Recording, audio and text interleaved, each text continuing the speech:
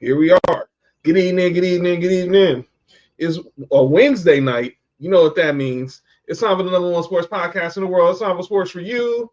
Live on YouTube. I'm John. We got Trell in the house for Mark tonight. Nick Freeze is on the way. And we are live on your TV screens, your mobile devices, your laptops, your desktops, on YouTube, X, and Facebook. If you watch it on YouTube, make sure you subscribe to Sports for You podcast on YouTube.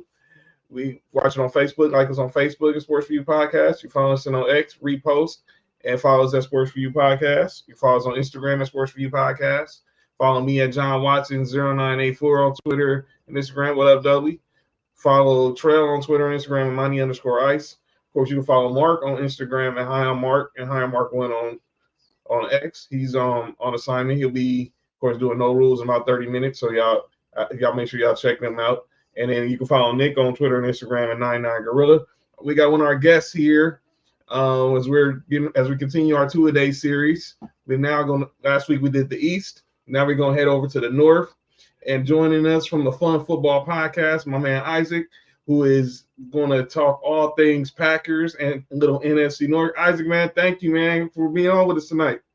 Cool, man. I'm excited. It's going to be fun. So let me start off this. How did you become a Packers fan? So I was born in Michigan, like 3 hours north of Green Bay as a kid until like 6th grade. And as cool as Barry Sanders was, I just couldn't do the Lions. And I was closer to Green Bay. So Packers fan. Plus my dad like raised me watching Brett Favre. Yeah. So hold on. Actually, 1 second. The wife needs something. I will be right back. Go ahead, good. Sorry, she's really sick. Otherwise I wouldn't. So 1 second. Sorry, you're good. Go ahead. We'll be right back. But yeah, let's just start there. He's talking about obviously with Green Bay. We'll move to the camera to the side real quick. All right, so let's start there. We're talking NFC. Trell's here. The NFC North is obviously a lot of talk right now. Obviously, with Caleb Williams now coming to the NFC North for Kristy Love, she's gonna be on Toss and Bears in a little bit. Obviously, the Detroit Lions are the reigning division champs. And Izac is back. We got Sorry about that. It's all good. And we got the Vikings, who of course they had some bad news today. But let's start off with Izac's squad, the Packers. Said obviously you grew up watching Favre, you watched Rodgers. Now you have Jordan Love. Obviously from Star, the Favre, the Rodgers, now the Love. How did Green Bay get so lucky with all this quarterback? with these quarterbacks? We also let him sit. That's my one concern with the Bears with Caleb Williams. It's not that he necessarily can't play right away and be successful, but it helps that we had Rodgers sat behind Favre. Even Favre had Majowski, but Rodgers got to sit for 3 almost full seasons. He only had to play a few snaps, a couple games behind Favre, and then Love got the same experience. He got 3 years to develop behind a Hall of Famer. There's something to be said for that. That's drafting and developing, man. A lot of these teams are like, no, we got to win now. We suck. I think Caleb's getting tossed into a good situation, but I think it would really help him if he had a vet there to learn with. They should have ponied up for even a Tyrod Taylor even would have been better for him than what they've got. So I think that's why, man. The Packers, at least, they don't necessarily get all the weapons, but they get the quarterback right. Absolutely. So let's start there. Obviously, the big news with your quarterback, Jordan Love, just got his bag for 55 million years and out there with some of the highest paid QBs with Trevor Lawrence and Joe Burrow. Did you obviously you want to get him locked in because obviously we know the prices are going up. Obviously, we talked last week about NFC East and AFC East talk about with Dak Prescott. How did you feel about him getting 55 a year? Do you think there was a right number for him, or because obviously we know this is musical chairs with these quarterbacks getting these contracts? I think it was fine because of the market price. I just hate that the market was that high. But if you're gonna, this might be controversial, but I know he's the number 1 pick. But if you're gonna pay Trevor Lawrence $55 million for 5 years, and in 3 years he hasn't done much in Jacksonville, and I know he's had some bad coaching and weapons, but you're going to pay Tua $53 million. You're going to pay a little over. If you're going to pay Goff $53 million, I think the market for Love is $55 million. I think they could have tried to go under, but I think it's like the one good thing is they're not paying any receivers, so they're all young. So why not? I'm concerned he only played good for the second half of the season, but the dude's got an arm. If he can get better with his accuracy and consistency, then I think we're going to be in awesome shape. I'm just more concerned about the defense, honestly. Like, can that defense rise and play a little even better than they did it at the end of last year? That's my concern. Trell, you got anything to ask him? As a Packers fan, how did you make of the whole? I hate to bring it up because it's so old news, but it's still current news. The whole Brett Favre situation, like, The welfare thing. yeah, like how did Oh as a man, I hate that. That's some crap. like how do you feel about that? Because I used to be a Favre fan growing up as a kid. Because I didn't really have a football team when I was a kid outside of the Cowboys. Because it was like a family thing, but I'm not a Cowboys fan. But I used to like Favre, and I thought Favre was one of those guys that couldn't do no wrong. So when I found that, I was like, man, you just don't know. My problem with Favre is it was a lot like Rodgers. Like, I love Favre and Rodgers' game, but off the field, I don't know if I want to spend too much time with either of those guys because, like, damn, Rodgers comes off like an annoying guy right now, especially with the Yeah. chest. I don't think they're enjoying that experience. He played like 4 snaps and then he's created a whole bunch of controversy this offseason, like just not skipping out OTAs. It's like, I mean, I know he's 40 years old, but uh, Favre thing really sucks because he's made more than enough money. He didn't need to go steal money from people. Like, come on, dude. He's lucky not to be in jail, man. And all the Yeah. crap he put Packers fans through, I'm old enough to remember. He had them. He was waffling back and forth every year, kind of like Rodgers did. Rodgers, unfortunately, really like, oh, he took the worst parts of Favre and made us relive it. It was pretty annoying at the end. So Nice. I'm hoping we don't have this in 10 years with Love, but if I can get another Super Bowl with Jordan Love, I'll be happy. And actually, that leads us to my follow up question. This is literally your third. This is the Packers' third franchise quarterback in a row within the past 20, 30 years. The last two brought at least one Lombardi trophy. So how do you feel about possibly Jordan Love carrying on that streak of being the next quarterback delivering the trophy? I'm hoping that he is that. I'm concerned that they don't, as much as the receiving core looks like fun, I'm hoping it can develop and actually we get a number 1 or number 2 out of that. But they're pretty young, so we're going to find out. That's what I'm concerned with. I think people are going to be freaking out in September when we have a slow start again. And I think we're going to finish hot again. I think that's going to happen for the second straight year. And the other problem is, like, you look at the offensive lines in the NFL now. The reason there's so many injuries last year is it takes like 8 to 10 games for these offensive lines to gel. So, like, I'm hoping that it looks great early. I think we'll know by December. If it's starting to look good in December, I'm going to be fine. Right. That's what I'm thinking. The You great got the Nick full Freeze game? here. All right. Yeah, Nick Freeze in the building. What That's do? Izac, Fun Football What's up, dude? Podcast, talking Packers. I'm gonna go step off the camera right quick. Nick got a question. We're gonna talk. We was just talking about Jordan Love. You got a question? Want to talk to Izac about the Packers? How confident are you this year? You know, you guys got the running game now with Josh Jacobs.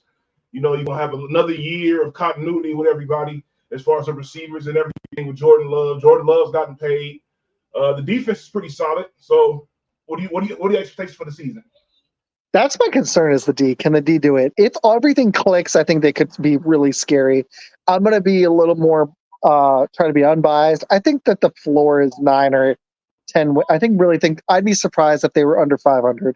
I think the floor is 9 wins. I think they're going to be like 10-7 or 11-6, which I think is progress for them. They were 9-8 last year, and they were, honestly, if you look at it, they were 3-6 halfway through the season. So if I can get just a solid, consistent season, and that's going to lead to a playoff berth, I'm happy. So that's my hope. I'm hoping that they make the playoffs and can put a scare in somebody again because they're the youngest team in football. I think it's too early to think Super Bowl. I'm hoping it's not a wildly up and down season again. Like, as fun as the end of last season was, the beginning of last season sucked. So let's not do that. But I think y'all have that problem again. I think Love could be really, really special. He's got some arm talent. Like, he's got arm strength that is pretty rare. So I'm hoping he can put it together. the two big ifs is on offense is, can Josh Jacobs bounce back? Because he wasn't good last year, but he's in Green Bay. He's got a quarterback. Can he bounce back? And is somebody in that receiving core going to step up? Or will it be like last year and it's just kind of a little bit of everybody? That's my question. And that defense has got to play a little better if they want to make a really, really long playoff run. Our boy Fat in the Green Bay comments. talk is sickening. No, it's not. He's a Bears fan. Boy Fat, he would have been here. He wasn't working. But well, that's just he's had a decade's worth of pain. He hasn't won a game against us since the last decade, so he's a little bitter. Including love too. Take me back to 2020. When you saw that y'all took Jordan Love, what was your instant reaction? I was like, they're doing this again. They took Rodgers in the first round when he was still when Favre was still an MVP candidate, and then they did it to Rodgers. I was like, they could have drafted him a damn receiver. But when I heard that he had arm talent, I was like, all right, let's sit and wait on this guy. I was really worried in that Chiefs game, or no, it was the Chiefs game the year before he started when he looked like straight garbage. But I really liked the way last year ended. I want to see more. I need more. It's only been one season.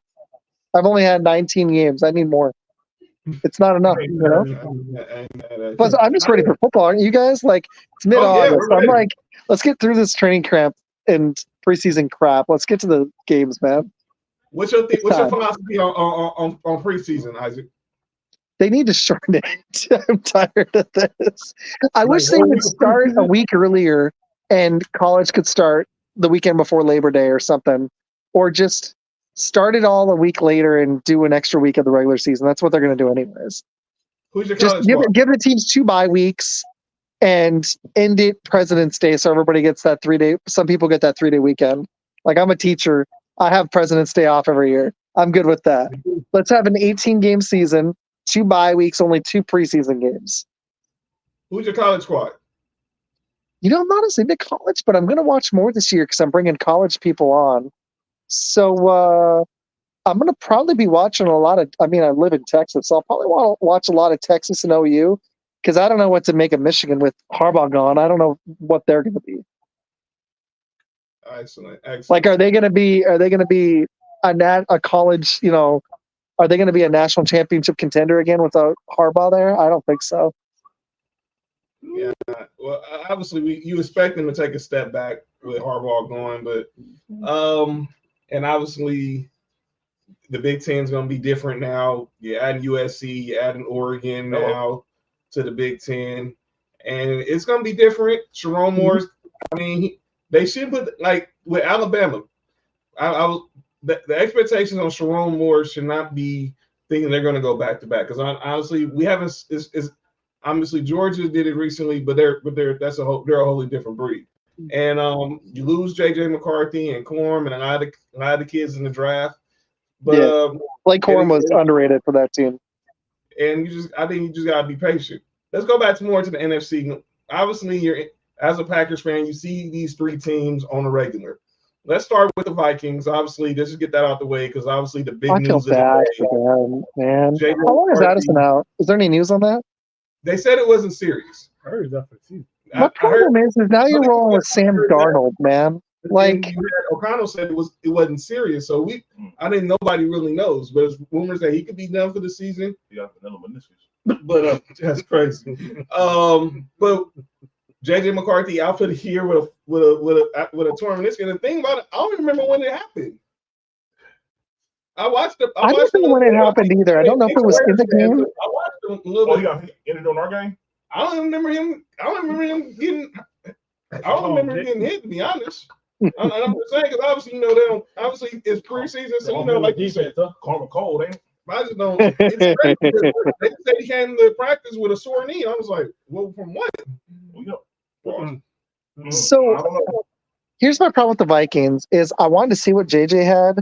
And unless Sam Darnold can shock, they're going to be the bottom feeder in the division. Unless some other quarterback goes down, I don't see him riding with Sam Darnold. Like, I like the pieces on offense around him, but that quarterback has got to work because every other team in the division like unless Caleb falls flat in his face, Goff is pretty good for the Lions system, and you got Jordan Love in Green Bay. So like that makes me wonder what the Vikings ceiling is. I just see him as like a 7-win team. So Houston if stick.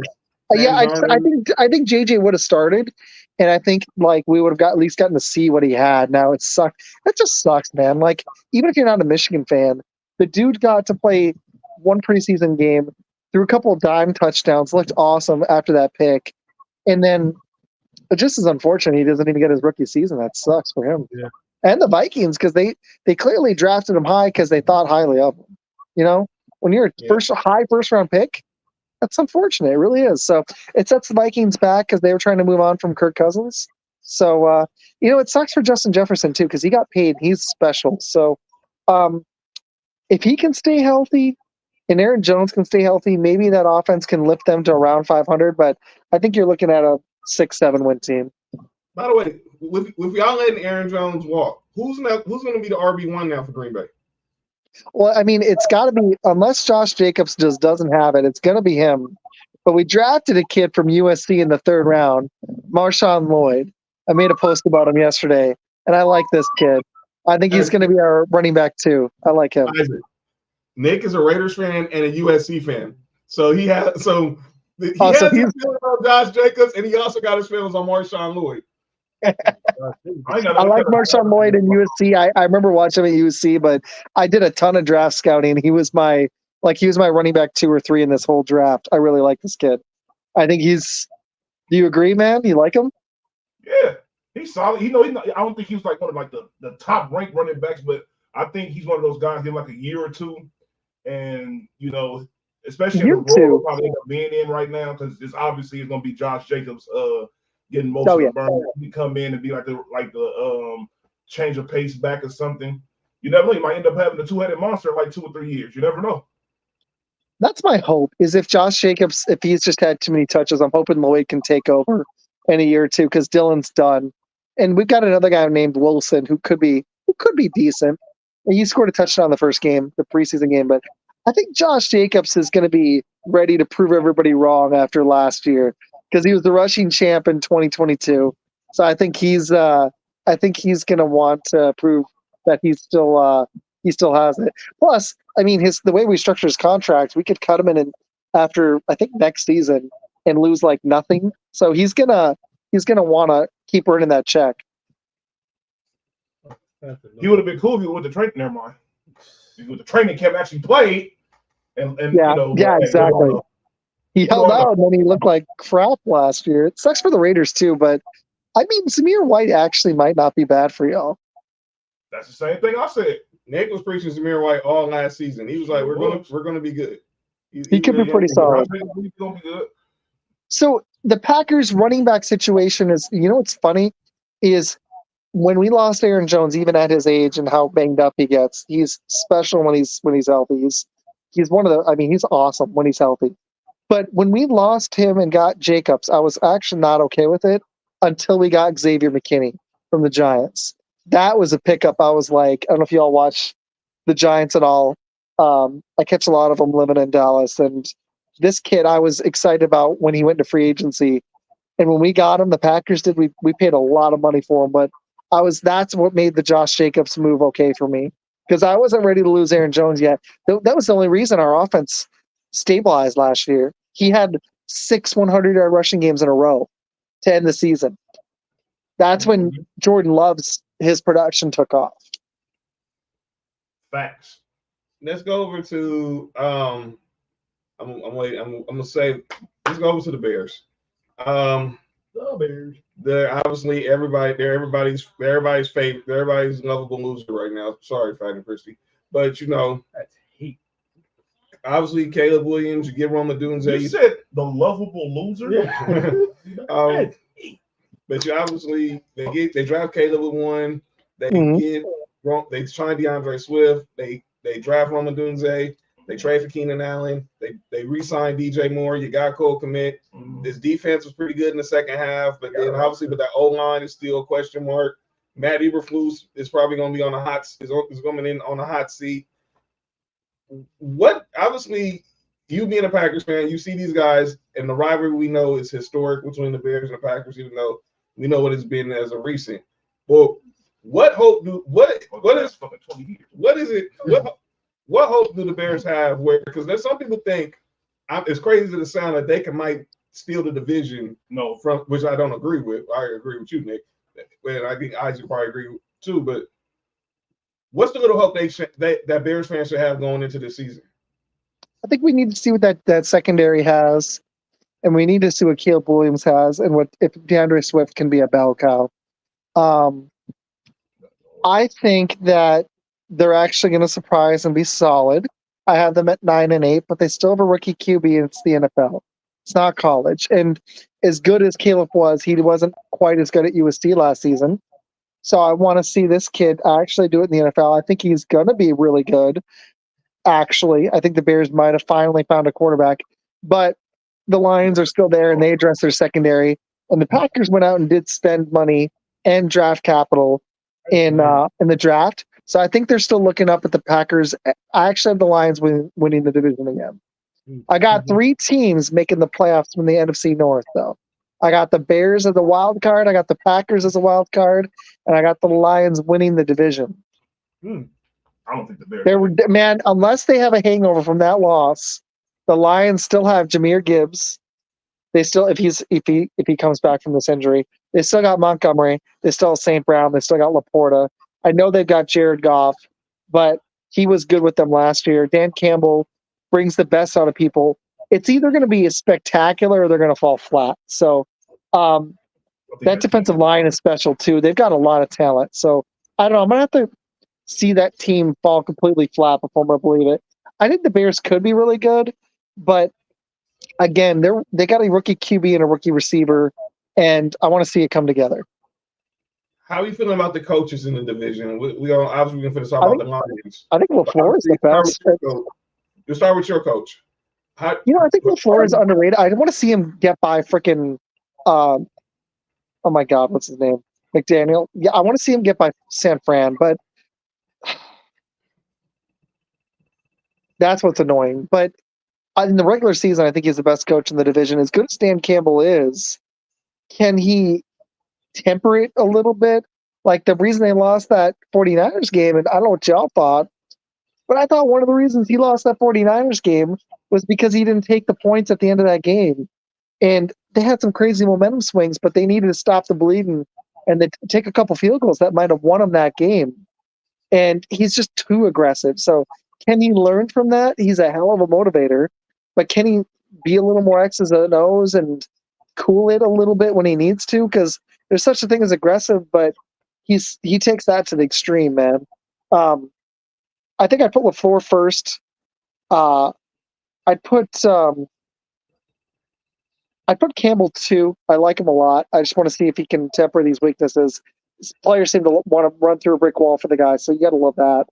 But I'm not sure about Eberflus. That's my other question with the Bears.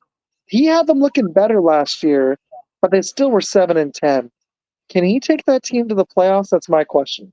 So we're gonna find out, man. Eberflus is could be the Achilles heel for the Bears, or he could be there for a long time if him and Caleb can grow together. We're gonna find out, man. It's gonna be interesting. Kevin O'Connell I like, but I just think the Vikings are. I don't know. He's gonna have to work some magic with Sam Darnold. So I don't know. At least he's got weapons to throw to, right? Cool. No problem. Sam Darnold. So obviously now let's focus on the QBs. And this is the QB loaded division. Obviously now with Caleb coming into the division, you got Jared Goff, you have Jordan Love. Obviously, unfortunately, Minnesota thought they had a QB for this year, but obviously that's not going to happen. Obviously it's out of the two, is out of the Goff or Love. Who, in your eyes, and you being totally honest, who do you feel is the best QB in your division? Well, I want to see what Caleb's got before I anoint him. So I'm going to actually be honest. As much as I like what Jared Goff did last year, he still has limitations. Like, when there's pressure, look at that Thanksgiving game. What did the Packers do to him? They wrecked him. And that's what destroyed the game. The Bears actually put a hit on him early on in both their games, and he had to come back twice. The problem with Goff is he put a hit on him. He improved a little last year, but he's still not very good under pressure. He kind of turns into a pumpkin a little bit. He did in the Thanksgiving game. I mean, we had a strip sack return for a touchdown, I believe, and we had another strip sack fumble, and that just wrecked the game. Gary had 3 sacks in that game. We destroyed him. That was on Thanksgiving. So that's my problem with Goff. So I'm gonna go. I got to see Caleb actually take a snap first. So I'll go Love because of what he did last year. It's still better than any Bears quarterback in their history. That's just facts. I think Goff, I'll put him at 2 for now. But Caleb has potential to move up that ladder quick or down. So I'm going to put Caleb at 3. And the Vikings situation kind of sucks because they just lost their quarterback. So you got to put him in the bottom, you know? So I think Caleb, though, has serious potential to really surprise people. We're going to find out. I got to see some game action first, though, you know? Right. So, defense. Who obviously got Aiden Hutchinson in this division. Y'all guys have a good defense. The Bears have a good defense. Obviously, the Vikings defense is obviously going to take a step back losing Danielle Hunter, although they did draft Dallas Turner in the first round. Yeah, Dallas Turner could be good. The Vikings D was solid last year. The Bears D at the end of the season was the best. The funny thing is the Packers D was actually the worst because they can't stop the run. I'm going to actually go with the Packers D in the cellar, but I'm hoping they move up. I'll put the Vikings D at second worst, but they actually were solid last year under Flores. But Dallas Turner, man, I've been hearing good things about him. Haven't you guys? He's been looking good. What do you guys think of Dallas Turner? Well, Alabama got good players. We always know that Alabama puts exactly. Players. So I'll put the Bears at the Bears defense at 2, just because I like the way they ended the season. That Lions defensive line though is special, and they've got they drafted a linebacker in the first round last year. His name is his name's eluding me. I can't remember it. They drafted an inside linebacker in the first round. He started playing solid. And then they went out and hit secondary in the draft. They got Terrion Arnold, which was a slick move. I like that. And if you're a Bama fan, I know you like that one. And they went out and traded for a corner. And then they hit another player. And Deion Branch was good for him last year. So I think the Lions D is going to be a force this year. So I'm going them and then the Bears. Hopefully my Packers climb that chart.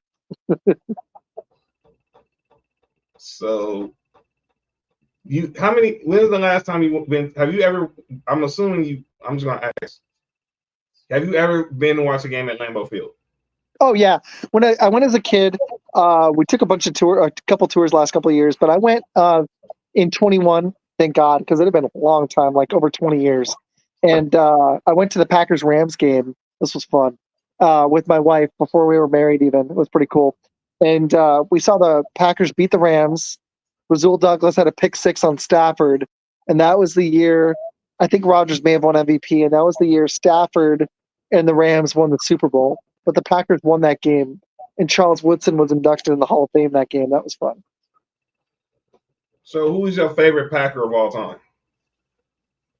What a shock. I think the greatest is Bart Starr, but my favorite is Charles Woodson.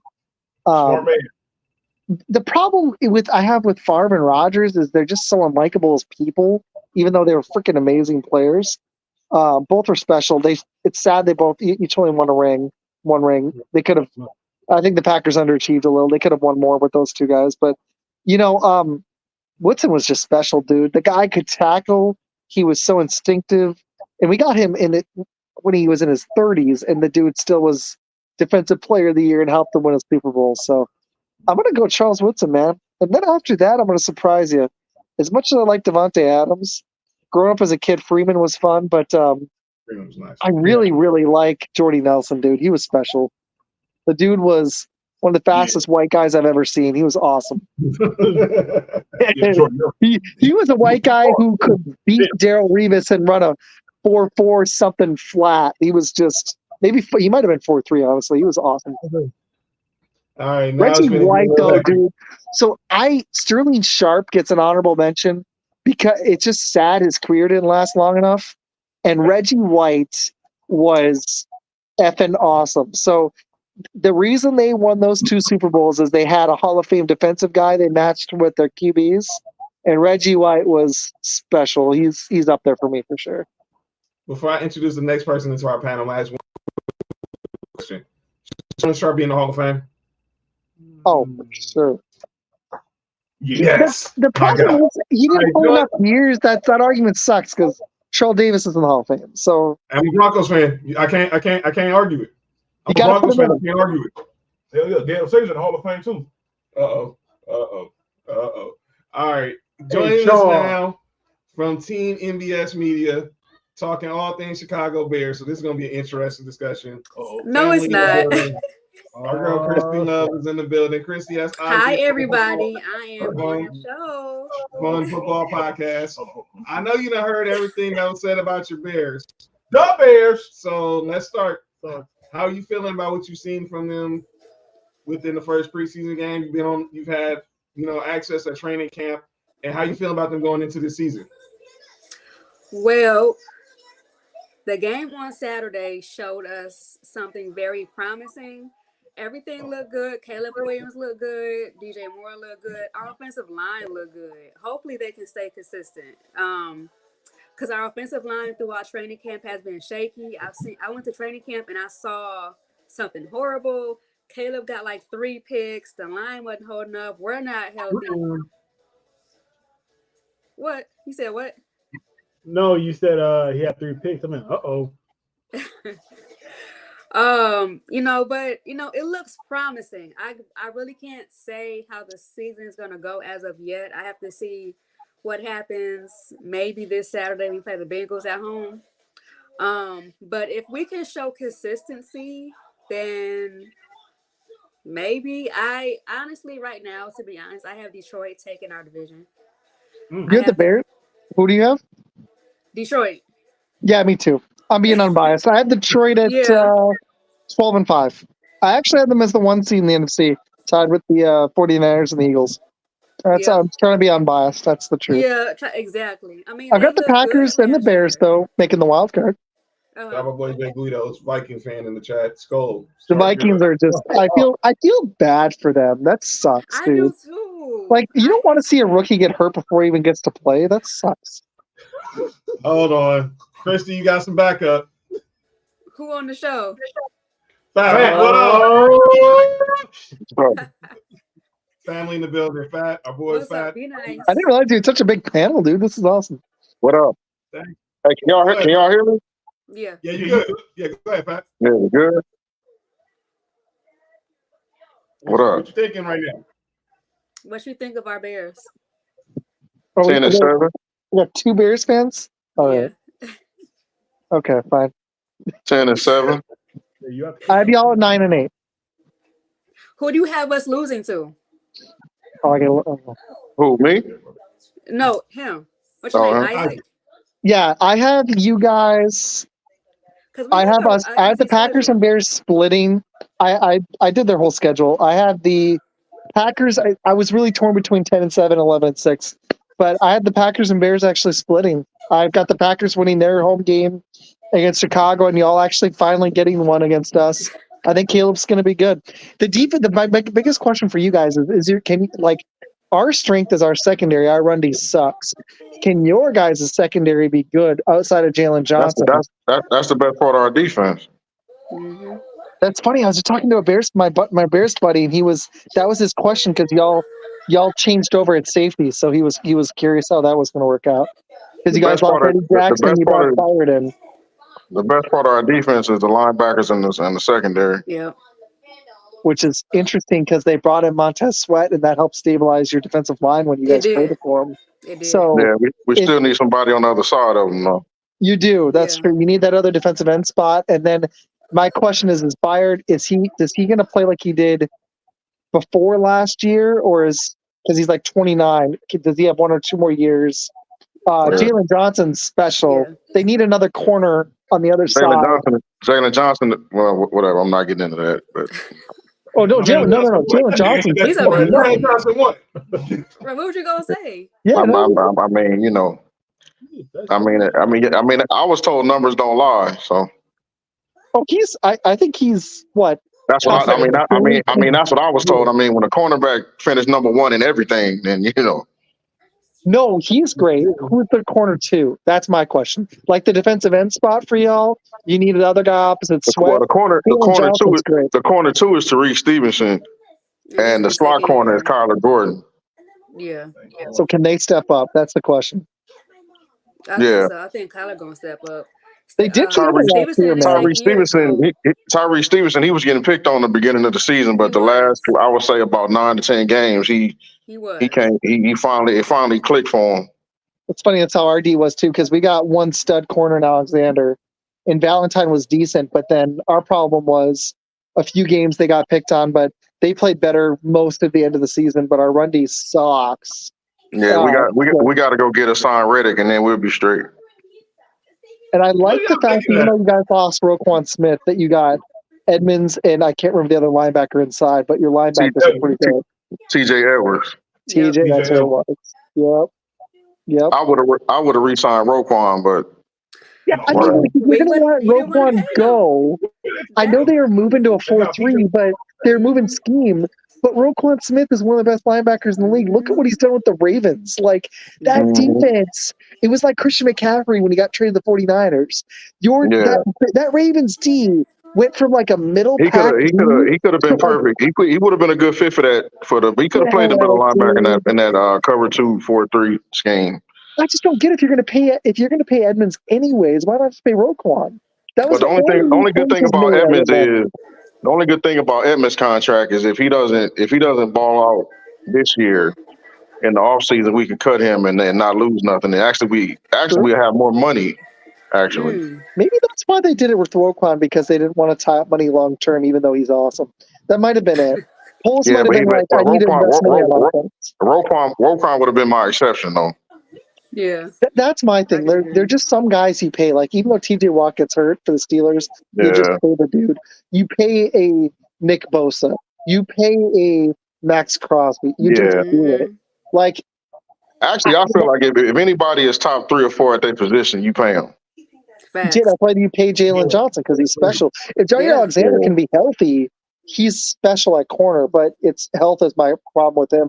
But the one thing I liked the Packers did is they doubled down at safety and they paid McKinney, and I really like that move. I'm gonna be honest with you. I mean, I'm gonna get it politically correct. I don't like nothing the Packers did, but picking up Xavier McKinney was nice because I wanted the Bears to get him. Honestly, no, that was the one move. Okay, so when we let Aaron Jones go for Josh Jacobs, I was like, what? Like, yeah he's younger, but like, really? You got better. You got better with Josh Jacobs, though. I'm hoping, because he is younger and Jones is hurt a lot. Well, except for the 2 times y'all gonna play us, but them other 15 games, he See, that's the funny thing is our defense played like garbage, and Jordan Love was like had a terrible stretch. But then for that first game against the Bears, what did he do? Dime. The second game, our defense wasn't playing that great. Then they showed up against y'all. But honestly, though, the reason why y'all have been beating us like that is because if you notice, aside from maybe a couple of games, most of the games would be close, and then at the end, y'all just had a better quarterback. Except for that first game, it was like 10-7 at halftime, and then Love ripped it in the opener. He just ripped them apart in the second half, but it was close. Yeah, because and then the second game was only 17-9, so it wasn't a blowout. Yeah, because I hate to, do that to Justin Fields, but it's true. Sorry. The problem with I'm not gonna call him sorry. I'm not gonna call him sorry, but he wasn't, His release takes too long. Even if his decision making was good enough. The thing that hurt Justin Fields was if Keenan Allen wasn't open, he was running. He didn't know how to go to the second and third read. No, you're right. That's what hurt Justin Fields. If DJ Moore wasn't open, he didn't even look for Mooney. Once they got that's what I'm saying. But I know when Mooney was open and Fields threw the ball to him, what did he do? We can't hear you. Mooney has some drops. I will say that he has some drops. That was a part of the but at the same time, though. But Justin Fields. we had a lot of open receivers, and Fields he missed a lot of them because he couldn't go to the second. He had that Ohio State syndrome. My first read ain't open. It Hey, is. Kristy, It's Ohio State. It's the scheme Ohio State runs. If my first read ain't open, take off. That's so real. that's the problem is No, that's real. he's not Because problem Ohio Fields- State, because think about it, Ohio State kept a number one receiver that's always open. It went from Marvin Harrison, Chris Olave, Garrett Wilson. It's like you didn't have to go to your second or third read that's the because problem is that they were so good. Fields' release is too slow and he doesn't process the game fast enough and he can't, like you nailed it, he can't read through all of his progressions. So I don't know what it's good as athletic as he is. I don't know if he has a future in the NFL as a starter because Right. But you know the crazy thing about Justin Fields was two of his best games last year were against the Detroit Lions. Both times he played Detroit. He played great in the first 3 quarters, and then the whole game was solid. But yeah, The game in Chicago, he put together a complete game. But the game in Detroit, we was up. We should have won that game anyway. We was up by like 13 with like 3 minutes left. I feel like Justin Fields showed a lot of progression from that Detroit game until the end of the season. You know what I'm saying? He did. After that thumb injury. Why did he fumble his first 2 snaps in Pittsburgh? Huh? Why did he fumble his first 2 snaps in Pittsburgh? Hey, John, if you look at them plays, like both of them fumbles wasn't on him, though. Yeah, it wasn't on him. Why everybody moved the damn world out the way for Justin Fields? Justin Fields ain't that. It wasn't on him. You got to look at the play. It wasn't on. And if it was on him, I'll tell you. But it wasn't on him, though. Neither one. And I think Mike Tomlin will be good for Justin Fields, though. Absolutely. Now, Kristy, now we need to go get either Jonathan Allen, Trey Hendrickson, the DN from the Bengals, or Hassan Reddick. We need to get one of them 3. Josh Allen ain't going nowhere. He just got paid, didn't he? Yeah, he just got paid. He ain't going nowhere.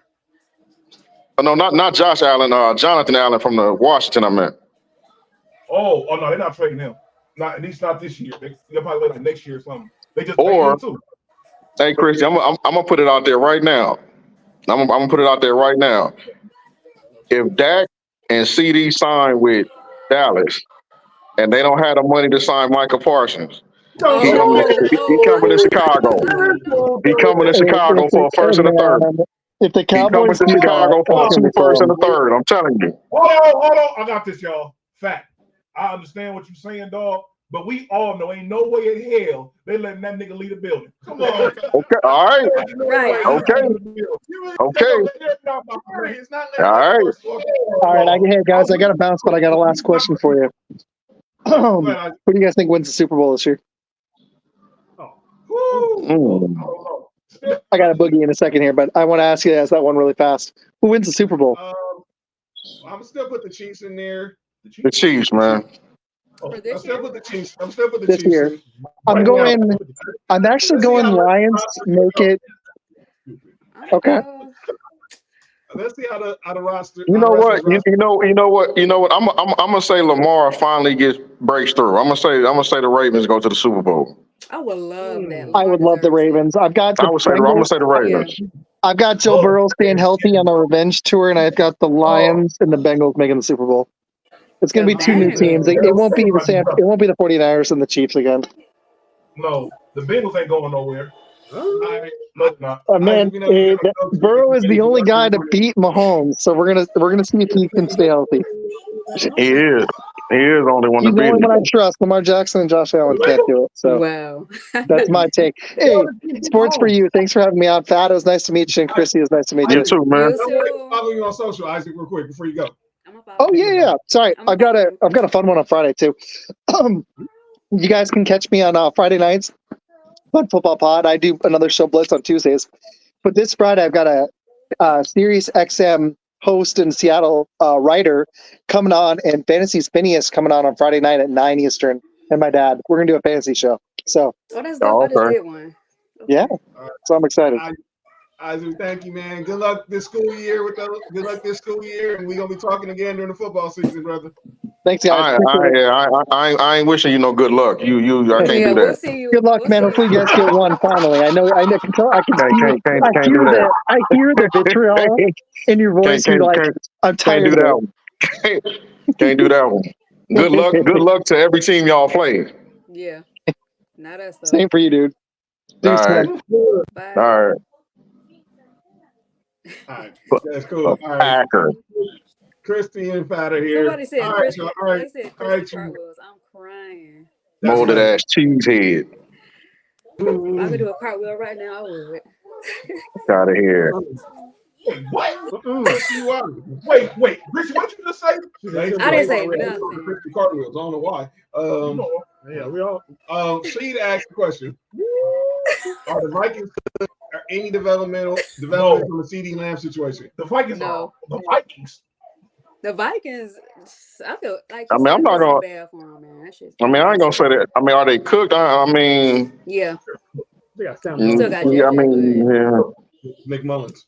What they really gonna do this year? You think Nick Mullins and Sam Darnold? Yep. That ain't gonna work. I mean, I don't see them. I had them finishing last in the division anyway, whether Me too. whether McCarthy was healthy or not. So I did too. Aaron Jones was a good pickup for him though, Yeah. and they got a good receiver. They got a good receiving tandem, and the tight end is good when he's healthy too. All right, Fat. But that should be 2 wins for the Bears though. Oh, absolutely. All right, Fat. I'm gonna start with you, bro. Saturday. What Why do y'all you sound so want to see from Caleb this season? Give me realistic expectations for Caleb this season. Realistic. I want to see him. I want to see him progress. I want to see him not play hero ball. I want to see him, and realistically, I can see him throwing for maybe 3,400, and I'm gonna say 25 to 30 touchdowns and maybe 12, 13 interceptions. Now next year is that's when he throws for 4,000 and then he throws for like 35 touchdowns and stuff like that. But this year, I can see somewhere around that, and I can see us going 10-7 because if you look at our schedule is the top part of our schedule. Like every game is winnable, except because we play like Arizona, Carolina, New England, Minnesota, Tennessee. Yep. But the back end is when we play our toughest games. Like, yeah, that's when we play the 49ers, Green Bay twice. So I can see 10-7. What about you, Slay? What you think? Slay. That's my maiden name. I'm divorced, so my last name is Slay. Of course, I can call that. It's a joke. It's K Slay. No. And this since we have Brandon Marshall and Alshon, this the first year we're gonna have 2,000-yard receivers too. Yep. Yeah, both receivers got well over 1,200 yards last year alone. Yeah, so. I think both receivers go over 1,000. Period. They will. So obviously, I know where Fat really wanted Saquon. You know where what? He really wanted Saquon on the Bears, and y'all ended up having to get DeAndre Swift. We got to correct that, John. We had Saquon. The Eagles gave him 14 more million on his contract than we were willing to pay. We had Saquon Barkley. Yeah. But I mean, Swift is cool. He was my third option though, behind Saquon and Josh Jacobs. But Saquon wanted that bad. He wanted that bad. No, the Eagles doubled back, and because the Eagles didn't have it. The Eagles was gonna let them just whatever at first, but the Eagles came back around and doubled back and was like, you know what, here go 15 more million. So Ryan Poles was like, no, I ain't doing that. So I can't blame him. They got the Black Christian McCaffrey. No, the Giants got Devin Singletary. The Giants got Devin Singletary. Kristy, what are your thoughts on Matt Eberflus? And then I'm gonna hear Fat's thoughts about him. Well, you know how I feel. If we do not have a successful season, however that may look, he's good as gone. And I feel like especially since we have our easiest games before our bye week. If we're struggling early on, the Bears don't never fire in season. They need to fire in season. There's no freaking way we're struggling, especially with our first half. Like he just said, we got Carolina, New England, whoever else. The Cardinals, Arizona, Tennessee. Yeah. But what if it's the offense fault? Y'all struggling, not the defense. It don't matter. Nah. You're the head coach. Man, how you feel about Shane Waldron? I like his scheme. I like his scheme. It's anybody look better coming after Luke Getsy, but I like Shane Waldron. The plays he ran with I seen some of his plays he ran with Gino and DK, and I think some of those are going to help Caleb. Mm-hmm. And as far as Eberflus goes, I can't lie. The man, that defense, the last 9 games, it seemed like it finally clicked for him. That's why he stayed. That's why he stayed. Yep. But I'm gonna tell you, if we don't have a successful season, he might be out of there, and then we should go get the offensive coordinator from Detroit as our head coach. If we end up getting rid of Eberflus this year, which I don't think we're going to get rid of him, because I think we're going to be in the playoffs, honestly, or at least fighting for a wild card slot. Yeah, that's what I have. People are saying that do y'all think it's fair? Is it some people saying it's unfair to have that Caleb meet the expectations of CJ Stroud from last year? No. You said, is it fair? No. Two different situations, player. Facts. No, I don't think it's unfair at all. I mean, Caleb is in one of the best situations. Yeah, it's not unfair at all, because Caleb basically has, in that offense, he just has to play point guard. Yeah. Mm-hmm. Yeah. Every quarterback goes to a different situation. I feel as if you can't. I understand, like, especially you consider, like you said, all Caleb do basically is give the ball to everybody, but everybody's situation is different. I don't think people realize how good CJ Stroud was. And another thing that's different with Caleb is CJ Stroud came into a position where I think him and the receivers were like young or rookies or something. They weren't established yet. Caleb is coming in with 2 established wide receivers. So I want him to, so he should be able to just, it should be an easy transition for him, because I haven't seen a number 1 pick come into that good of a situation ever. It never happened. I don't think it ever happened. Because I mean, you look at Caleb's situation compared to Bryce Young. It's like, well, y'all weren't the worst team in the league last year. It's not too many times no one overall pick goes to a team that's not one of the worst teams in the league. Right. Yeah. So that helps. You said there hasn't been number 1 overall pick that's been in a situation that's good. Shit, I don't know the last time I've seen number 1 overall pick, especially a quarterback being in a situation. Yeah, being that good. I mean, I think I want to say Peyton Manning probably come the closest. Because then he came when he came there, they had Marshall Faulk, right? Yeah, but they still only won like 2 games though. Like he like, whatever. But he going to a team that didn't win 2 games this year. So like at the very least, he should at the very least get y'all 7 or 8 wins at the very least, because y'all won 7 games last year. We did, but less. Yep. Yeah. Right. So like I said, every situation is different.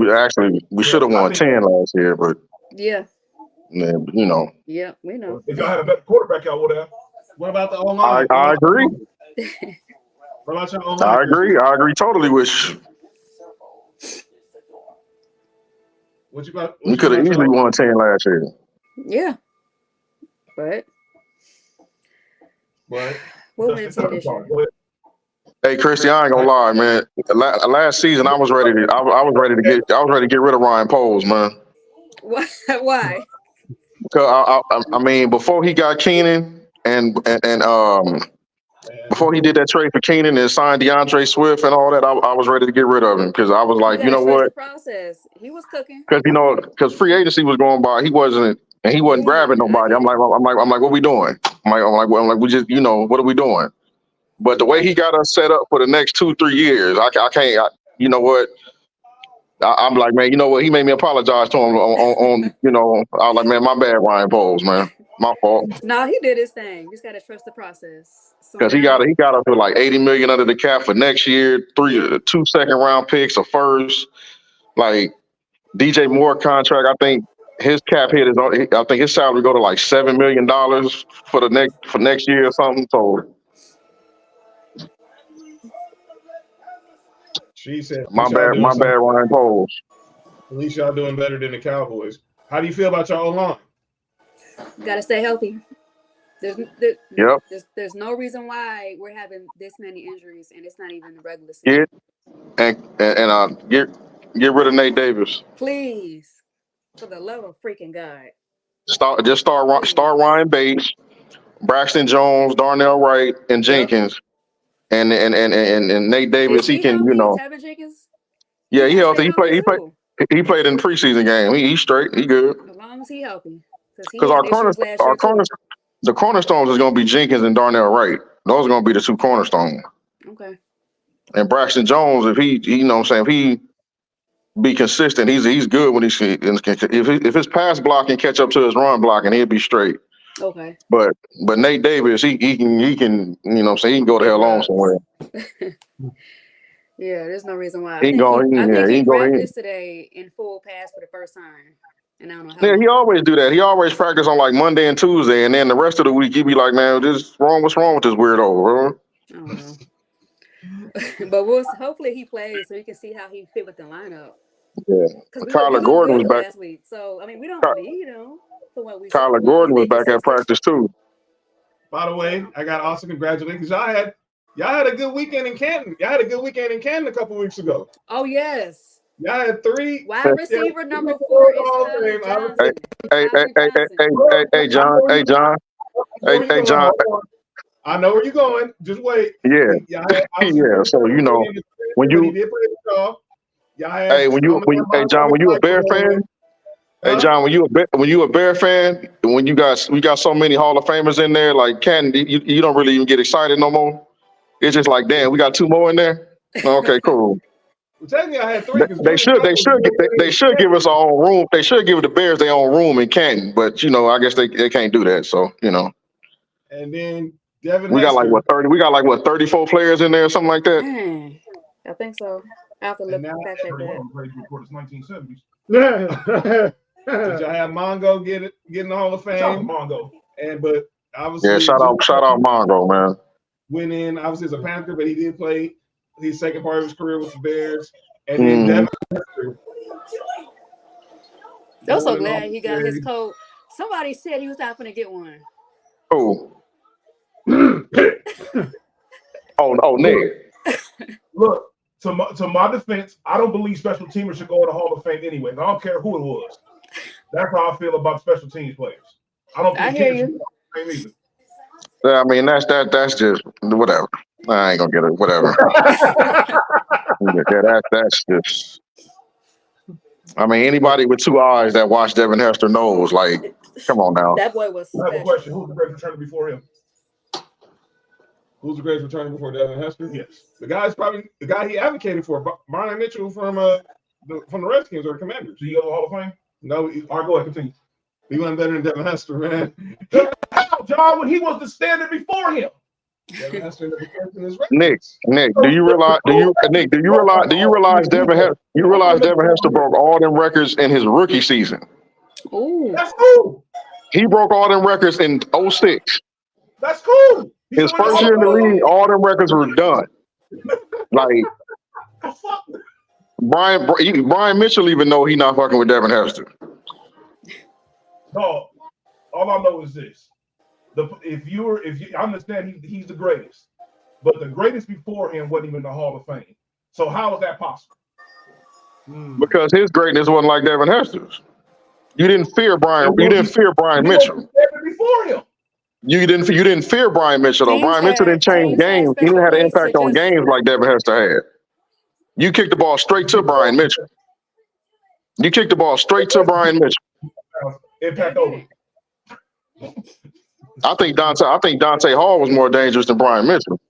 I do too. Yeah, I hate Dante Hall. Yeah. Oh, that's what John Den's saying. Okay, yeah, that makes a lot more sense. Yeah. And I'm gonna give you another returner that people forget about that was dangerous too in the mid '90s. And that was Eric Metcalf. Eric Metcalf was Nice.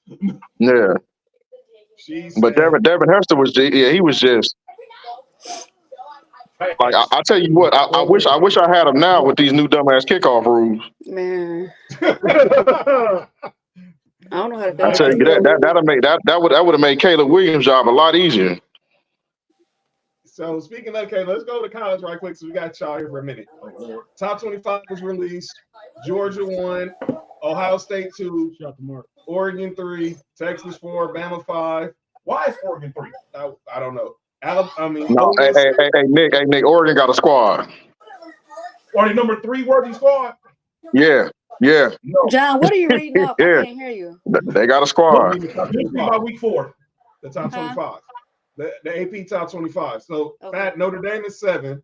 I'm not surprised. Penn State's 8, Michigan 9, Florida State 10, Missouri 11, 12, LSU 13, Clemson 14, Tennessee, let's go, 15, Oklahoma 16, Oklahoma State 17, Kansas State 18, the U 19, Texas A&M 20, Arizona 21, Kansas 22, USC 23, NC State 24, and Iowa was 25. So we talk Pat, man. Now with the 12-team playoff, how confident are you about Notre Dame now? 100%. Notre Dame probably. If I look at Notre Dame's schedule, Notre Dame should be 11-1 or 12-0. Looking at their schedule, the toughest team they play is Florida State. Texas A&M, the opener August 31st. That's going to be a tough one in College Station. But if we get past that, I don't see us losing another game this season. So let me just let people know what the rules are for the 12-team playoff. So the top 5 is the 5 highest ranked conference champs, 7 at large, and the top 4 conference champs get a first round, get a bye. And the teams that play in the playoffs, they get a home playoff game. And there's not a limit on conference on teams making it based on the conference. Well, they said it's some kind of stipulation to where Notre Dame can finish undefeated and be ranked no higher than 5 or something like that. Yeah, because you're not in the conference. Because we do what we want to do. We do what we want to do. We don't need no conference. We are the conference. We do what we want to do. Kristy, you go get a college squad this year? We win when we play SC. I need to. I was hearing the list you was naming off. I don't know. Tennessee. Tennessee. You like Tennessee? Hey, that's taste. No, what you saying? Girl, that's taste. No, I don't know. What, creamsicles? The Big Ten. I know the Big Ten about to smack USC though. I know that. 11-1. I might check. Man, please, I ain't worried about that. Yeah, you are. I don't know. AC said, do y'all think there's going to be a 3-loss team in the college football playoff? If in the SEC, yeah. Yeah, if it's Alabama, yeah. If in the SEC, they will. Texas, Oklahoma. Yep. They can't lose 3 games. If you're the SEC and lose 3 games, you can. I guarantee you. So it's also up to the committee's voting. No more than 3. So that means gonna be 7 SEC teams and everybody else.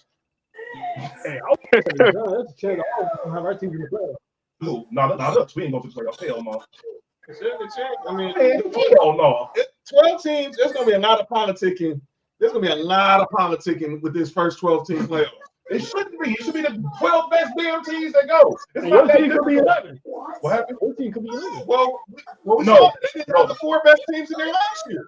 That's because they're over there saving glazing. That's why. It's really much work. Don't tell me, and I'm not saying that's because Pat here. We argue this. Me, you, and Pat, we argue this that day when the playoff came out. There was no excuse for Florida State and Georgia not to be in the playoff. No doubt about it. Florida State.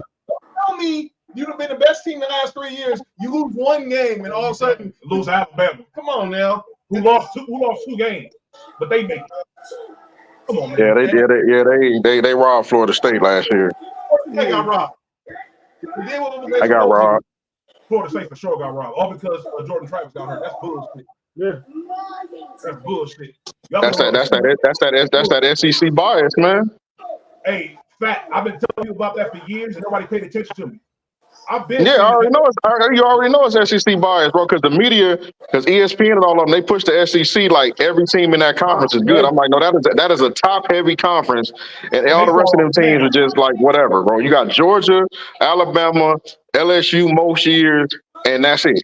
Tennessee, they rank like that, but they, you know what I'm saying? It's just whenever they see SEC, they be like, okay, yeah, this team here, they'll demolish everybody in the country, like That's come not on, true. man. SEC wasn't even that good Like, last year. they act like every team in the conference is Georgia and Alabama. Dog, that's what I was saying. I'm like, this ain't like about 10 years ago when the SEC had about 7 teams that was good as shit. It ain't like that no more. It ain't like that. Now you got what? It's Georgia, Alabama, LSU, Ole Miss, and Tennessee. Yeah. But then you don't look at Kentucky, South Carolina, Vanderbilt. Like, come on, man. Yeah, Mississippi State. The fall Yeah, off is Florida sucks. So And don't get me started. F them. yeah, basically. So it's like, it is what it is. All right, but Kristy, who are some of your prospective teams? I know you was telling me. Obviously, you got family in Ohio, so you was also looking at Ohio State. But Yeah. we're gonna find you a squad. The same way Fat ended up introducing Mark to Georgia. We'll find you. We're gonna find you a squad. Hurry up, baby. You said what? Hey, let's talk about the Olympics real quick. Hey, Fat. Yeah. Trell, you and Trell have a disagreement. what? About what? About what? Hey, What about you? Go. who do you think? Because obviously after the gold medal game, Fat is very passionate that he believes that this team with Bron and the crew couldn't hang with the Dream Team. Oh, that's bullshit. I've seen that online. They couldn't. They couldn't. Get that LeBron hate at your That's not LeBron hate. I don't think they would. I don't think they'll beat them either. I think they would. I don't think they would. They're not I'm better. not gonna say they're gonna dog walk them or anything like that, but I think I'm not gonna say 92 would blow this team out, but the competition that this team played, 92 would have beat them by at least 25. Who they At play least 92? 25. The convenience store owner. Trell, all right, so that's Said the convenience store. Hey, you need to relax, Trell. You said at least 25 is Go back crazy. and look at the players. Look at the players. They weren't that athletic and skillful like they are now. Look, It don't matter. The different mentality, bro. 92 had a different mentality. This team right here, this team right here just wanted to win. 92 wanted to win and embarrass you. They didn't want you to feeling like you had a chance to beat them. Because they couldn't play. Them foreigners on the other side couldn't play compared to those guys. They had no chance. The entire Sports4U could have beat them. There is no way the 92 team is out here struggling with the Luau Dang led Sudan, dude. Knock it off. The team from Cool Runners is gonna hang with the 92 team. No problem. Serbia is gonna hang with the 92 team. Bojanovic is getting 20 points on Scottie Pippen, the 92 Scottie Pippen. Like knock it off. Knock it off. 92 is not gonna be down by 13 against Serbia going into the fourth quarter, bro. Hurry the hell out of here with that, man. This one I gotta say. I agree. I feel Get the hell out of here with that, man. Ain't no way in And hell. people act like, and this is what I don't like about the people that critique the 92 team. This is what I don't like about people that critique the 92 team. They act like everybody in 92 was like, they act like everybody in 92 was 35. Everybody on that team was in their prime except except Magic and Bird. Everybody else was in their primes. Because that wasn't even Phoenix Sun Charles Barkley on that team. That was Philadelphia 76er Charles Barkley. And he was the best player on that team. He was the leading scorer. He wasn't the best player. Calm down. We know who the best player was. We know the best. He led the team. He led the team in scoring. I give him that. But when you talk about best player, that was number 9 now. Yes, he was the best overall player. I'm talking about throughout that run. But see what I'm saying is that's not even the Phoenix Sun Barkley that won MVP. That's the Philadelphia Sixer bark. Yeah, next year. Yeah, next year he won MVP. Next year they won the finals. Yeah. But look, here's the thing though, and this is why I think Trell says what he said. If the numbers show that the Dream Team only played 6 or 7 players that was actually in the NBA, compared to right now, it was more players. There were NBA players they played for. Now, I don't agree that this team will be able to beat the 92 team, because I don't think this team is even better than the 08 or the 2012 team. Now, they're not better than 96 even. But go ahead. Well, Shaq and Penny team? Yeah. Oh, no, they would have beat them. They wouldn't have beat them. They wouldn't have beat them. They wouldn't have beat them. Go look at 1996's roster. They wouldn't have beat them. I did. We had a discussion before. No, they would have beat them. It wouldn't have been about much, but they would have beat them.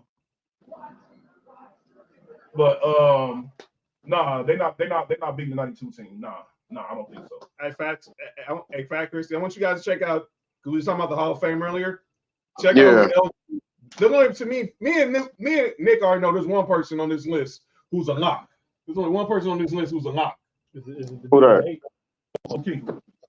Easily. I hate him. Luke Kuechly to me is the only lock of the guys who are first ballot eligible next year. First ballot, yeah. If there's anybody on there, I'm saying the first ballot for sure is Luke Kuechly. Go ahead, name the list. Enoch. He should be. He beat Brady twice. Where he's in. No.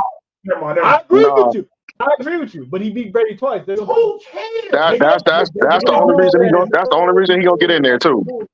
Use that. But no, he's not a Hall. Eli. No. Who else is on that list, John? Terrell Suggs. Yeah, I think he. Yeah. Next year. Marshawn Lynch. Next year. Earl Thomas. Next year. Okay. Next year. Vinatieri.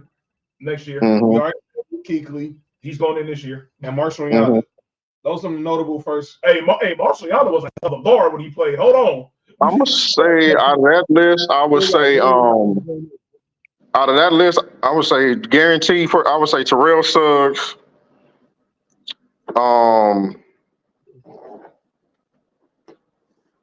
Everybody. That's a tough one. It's amazing. If you're gonna sizzle, if I'm a slip, I would say Luke Kuechly. If you projecting, like if he didn't stop playing, like he was the best linebacker when he wasn't never. Was he in there with Urlacher? Urlacher was toward the end. That's Brian. He came in the league in 2012. I think Urlacher. Okay, yeah. He called. Okay, he was there when Urlacher was toward the end, but when Luke Kuechly retired, he was the best for the linebacker. Look, Luke Kuechly won defensive rookie of the year, defensive rookie of the year, won defensive player of the year the next year. That nigga was unbelievable. He was all pro every year. He was nice. He was unbelievable. He was nice. Luke Kuechly was nice. Kuechly was nice, but out of those you just named, I'm gonna go with Terrell Suggs as the for sure, no doubt, no brainer. I'm gonna go with T Suggs on that. How you feeling about the Guardians, bro? Oh, the Guardians, man. Yeah, I know that team. I heard the Indians. Well, he's an Indians fan. I don't know the Guardians is. Oh, the Indians. The pitching, I'm not worried about. I'm never worried about their pitching. I'm just worried about their offense. Their offense comes and goes sometimes. But when y'all come out here, I know the offense is not going to go anywhere because our pitching stinks. Well, but like I said, normally when we play teams like the Dodgers and Yankees, like we got to manufacture runs sometimes. Like y'all could get 3 runs, one swing of the bat. Like sometimes our offense comes and go. I'm never worried about the pitching and our closer. I'm not worried about it all. That's one thing. That's one thing the Dodgers don't have. They don't have no close. They have no help. Yeah, Chase is probably, if he's not the best closer, he definitely top 2. What you think about these holdouts, though? Yeah, whatever, man. I'm watching the game. What happened? Talking about Dodgers down right now. Who cares? Talking. No, we ain't. That stupid Padres. Padres been balling. Hold on. If there was that one getting called back, they would have been. Hey, John, you talking about CD Lamb and everyone? Yeah, see, so CD I mean, CD and Brandon Ayuk.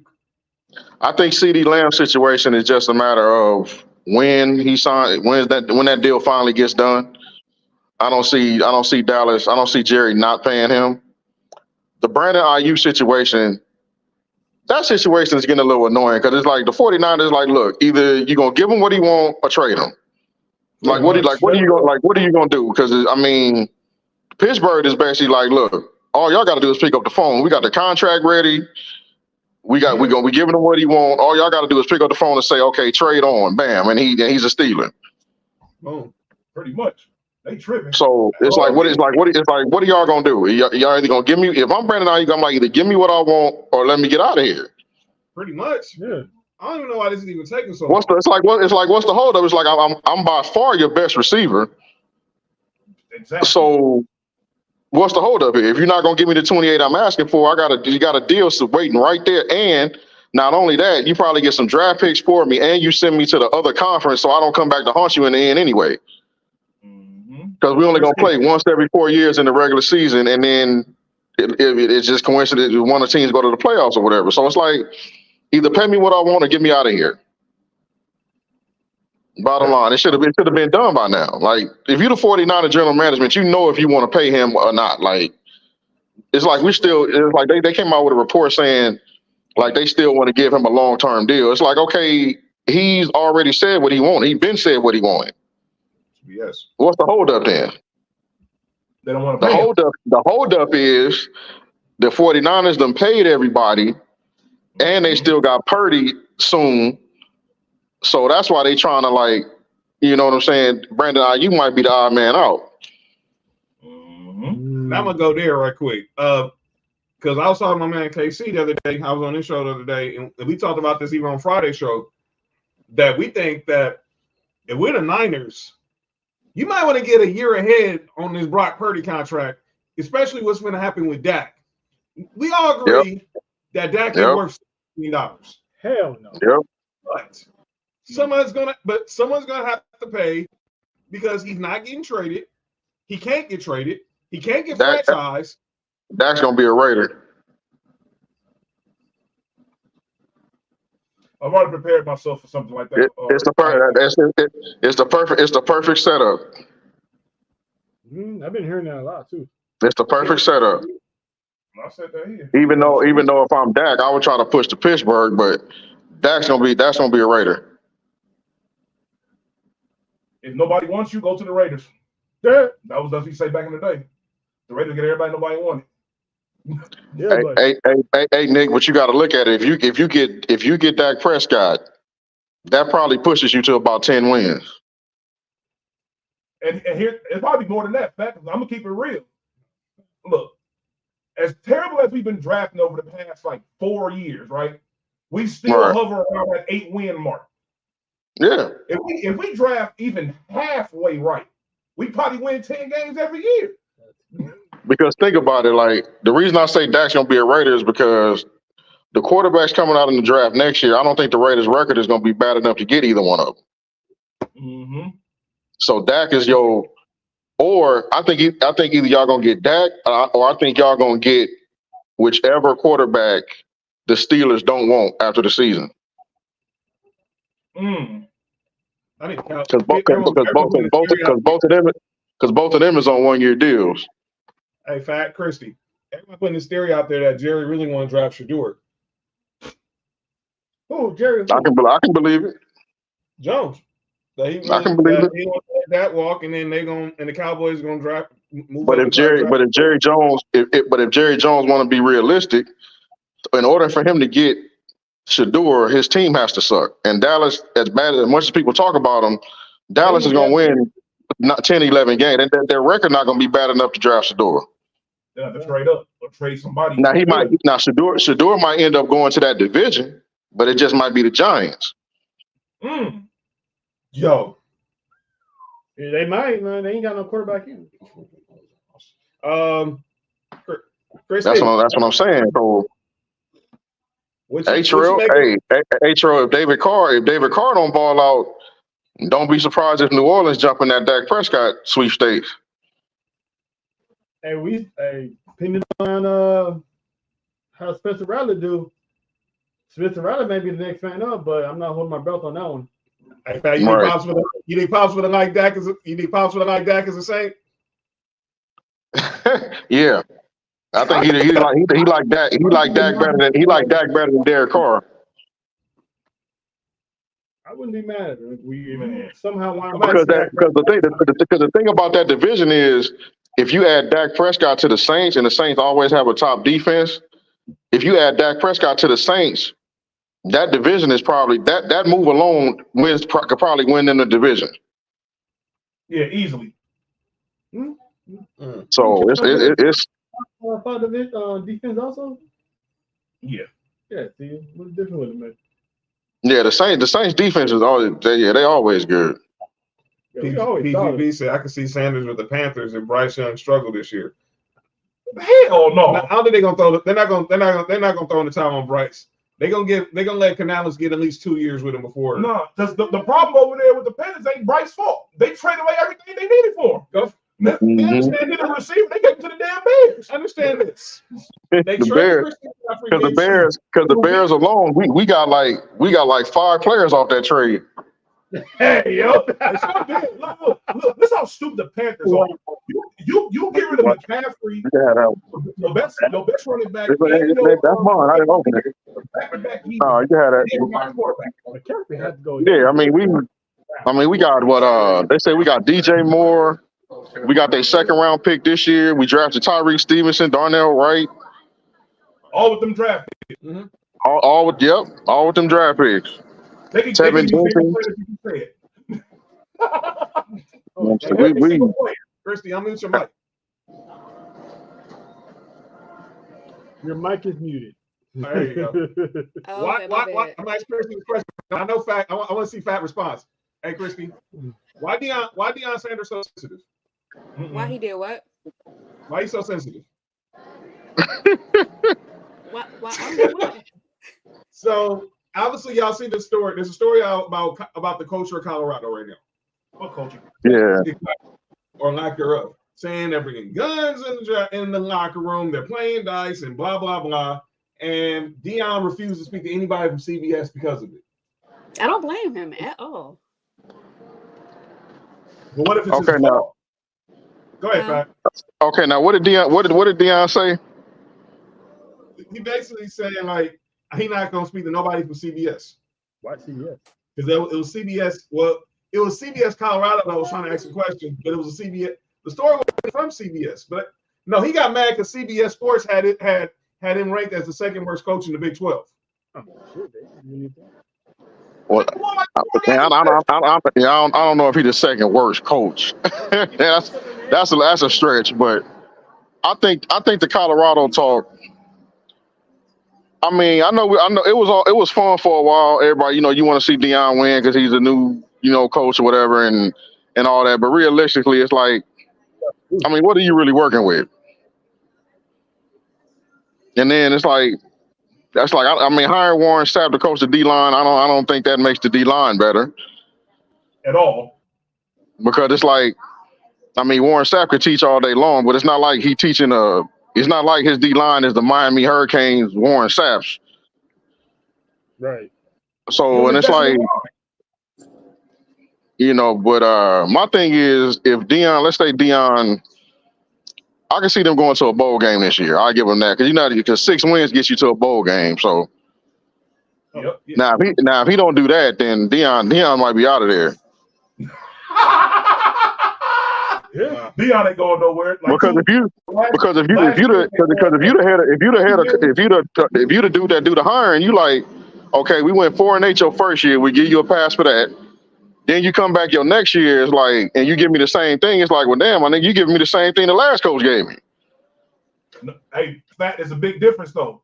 Remember, the year before he got there, they won 1 game. So no matter what he does, it's better than 1 game. I forgot about that. You're right. And that's the reason why I told people he chose them in the first place. The expectations are low. If he win 5 games this year, that's 1 more than last year. So yeah, you're right. That's improvement. You're right. It's improvement. You're absolutely right. Yeah, he got them a damn game on the big time game and everything. Which didn't it go like double overtime or something like that? Who's in the Big 12 with Colorado? I know later Doctor lost. Utah, Arizona State.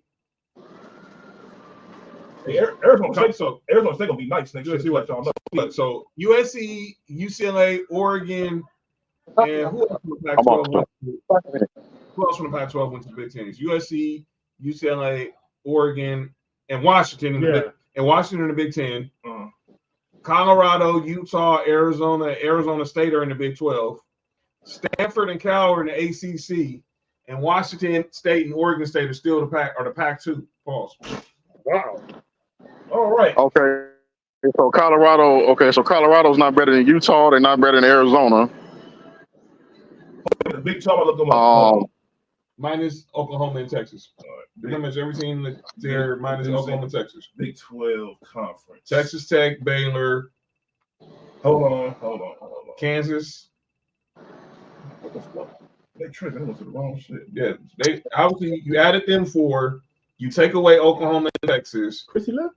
Yeah, she did. She had a doubt. She had a dip out. No one still trying to get her to sleep. Yeah.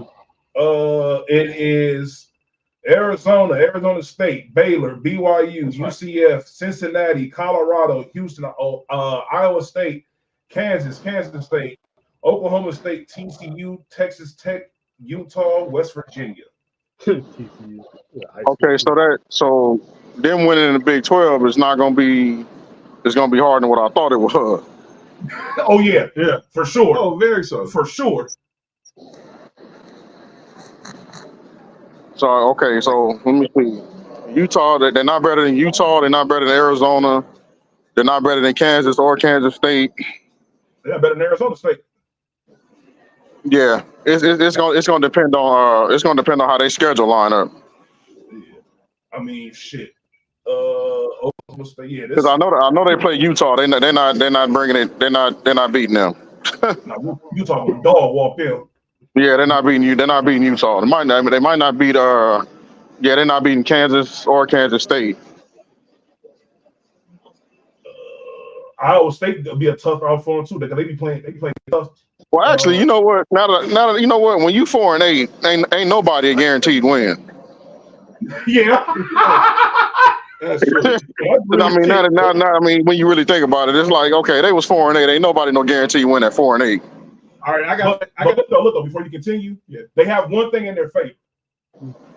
They might quite possibly have, until we see further, quote unquote, they might have the second best quarterback in the country. They have the best quarterback in the country. Some people saying second. Some people saying Carson. Some people say who? Beck is number one. Some people think Carson Beck is the best quarterback in the country. Carson Beck plays for Georgia. He's not the best quarterback. All right, so this Colorado schedule. So they open up with North Dakota State, win. Then they go to Nebraska, loss. Then they have. You said they go to Nebraska. They go to Nebraska. That's winnable. Colorado State, 50-50. They host Baylor. At UCF, they host K-State. They go to Tucson. Woo! They host Cincinnati. They go to Texas Tech. Cincinnati, Texas Tech, and you said they go to Tucson? Yeah. That's 3 L's. And then, here's the fourth one. They host Utah. Oh my God. Yeah, that's a L. And then they go to Kansas and they close out the season hosting Oklahoma State. Nigga, they might win 4 games again. That could be another L because Oklahoma State got the best running back in the country. Hey, fat, they might win 3 or 4 games again. I had the shit in my pocket, bro. Okay. Yeah, they might go 4-8 again. That's what I'm saying. They may do the same record. Shit. They saying he might either take one of these jobs. Like Paul Feinbaum was saying, if USC is done with Lincoln Riley, they should go hire Dion. I'm like, Why? Colorado hasn't done nothing. But first of all, Paul Feinbaum has an issue with Lincoln Riley because he felt like he bailed on Oklahoma because he was scared of coaching the SEC. But which I'm trying to I think Dion will definitely have If he come to SC, them recruits will definitely come. It's easier to recruit at SC than Colorado. Not unless he makes you do the quarterback. But on the flip side of that, you're not in the Pac-10 no more with SC neither. You in the now you with the Ohio States and Michigans and Penn States. Hey, fact, he ain't gonna go there, dog. Expectations, he ain't gonna want to go. He'll go anywhere. Expectations is low. I mean, the reason why they say Deion in SC is more because his personality in Los Angeles. That's more why they say that. But Fine Mom saying that Lincoln Riley's been a disaster these first 2 years is crazy. And saying that he was scared of coaching the SEC, but he was up for the LSU job when he took the SC job. My thing with Lincoln Riley is, what if he has another disappointing season this year? Is he out of there? No. I think the problem last year was that here's what I think he did wrong. I think that the hiring of Cliff Kingsbury was not a good idea because watching the games, the offense ran a little bit differently than it was the first year. Understandably, because now everybody got film on Caleb, and honestly, our team wasn't as good this year as it was the year before. Right. But I think that it was just the whole way the offense just flowed was different. Like even the plays weren't as creative and stuff. It was like Cliff Kingsbury offense, and that's why he let him go. He was one and done. Yeah. I think he thought it was gonna be a good idea because supposed to be two offensive minds. They come together. Supposed to be something great happening. Well, sometimes these two great offensive minds get together and it turns into shit. Ask Washington Redskins, where they had all them great offense. They got like 7 fucking NFL quarterbacks on one staff and won 3 games. Sometimes it don't work. Yeah, sometimes you're right.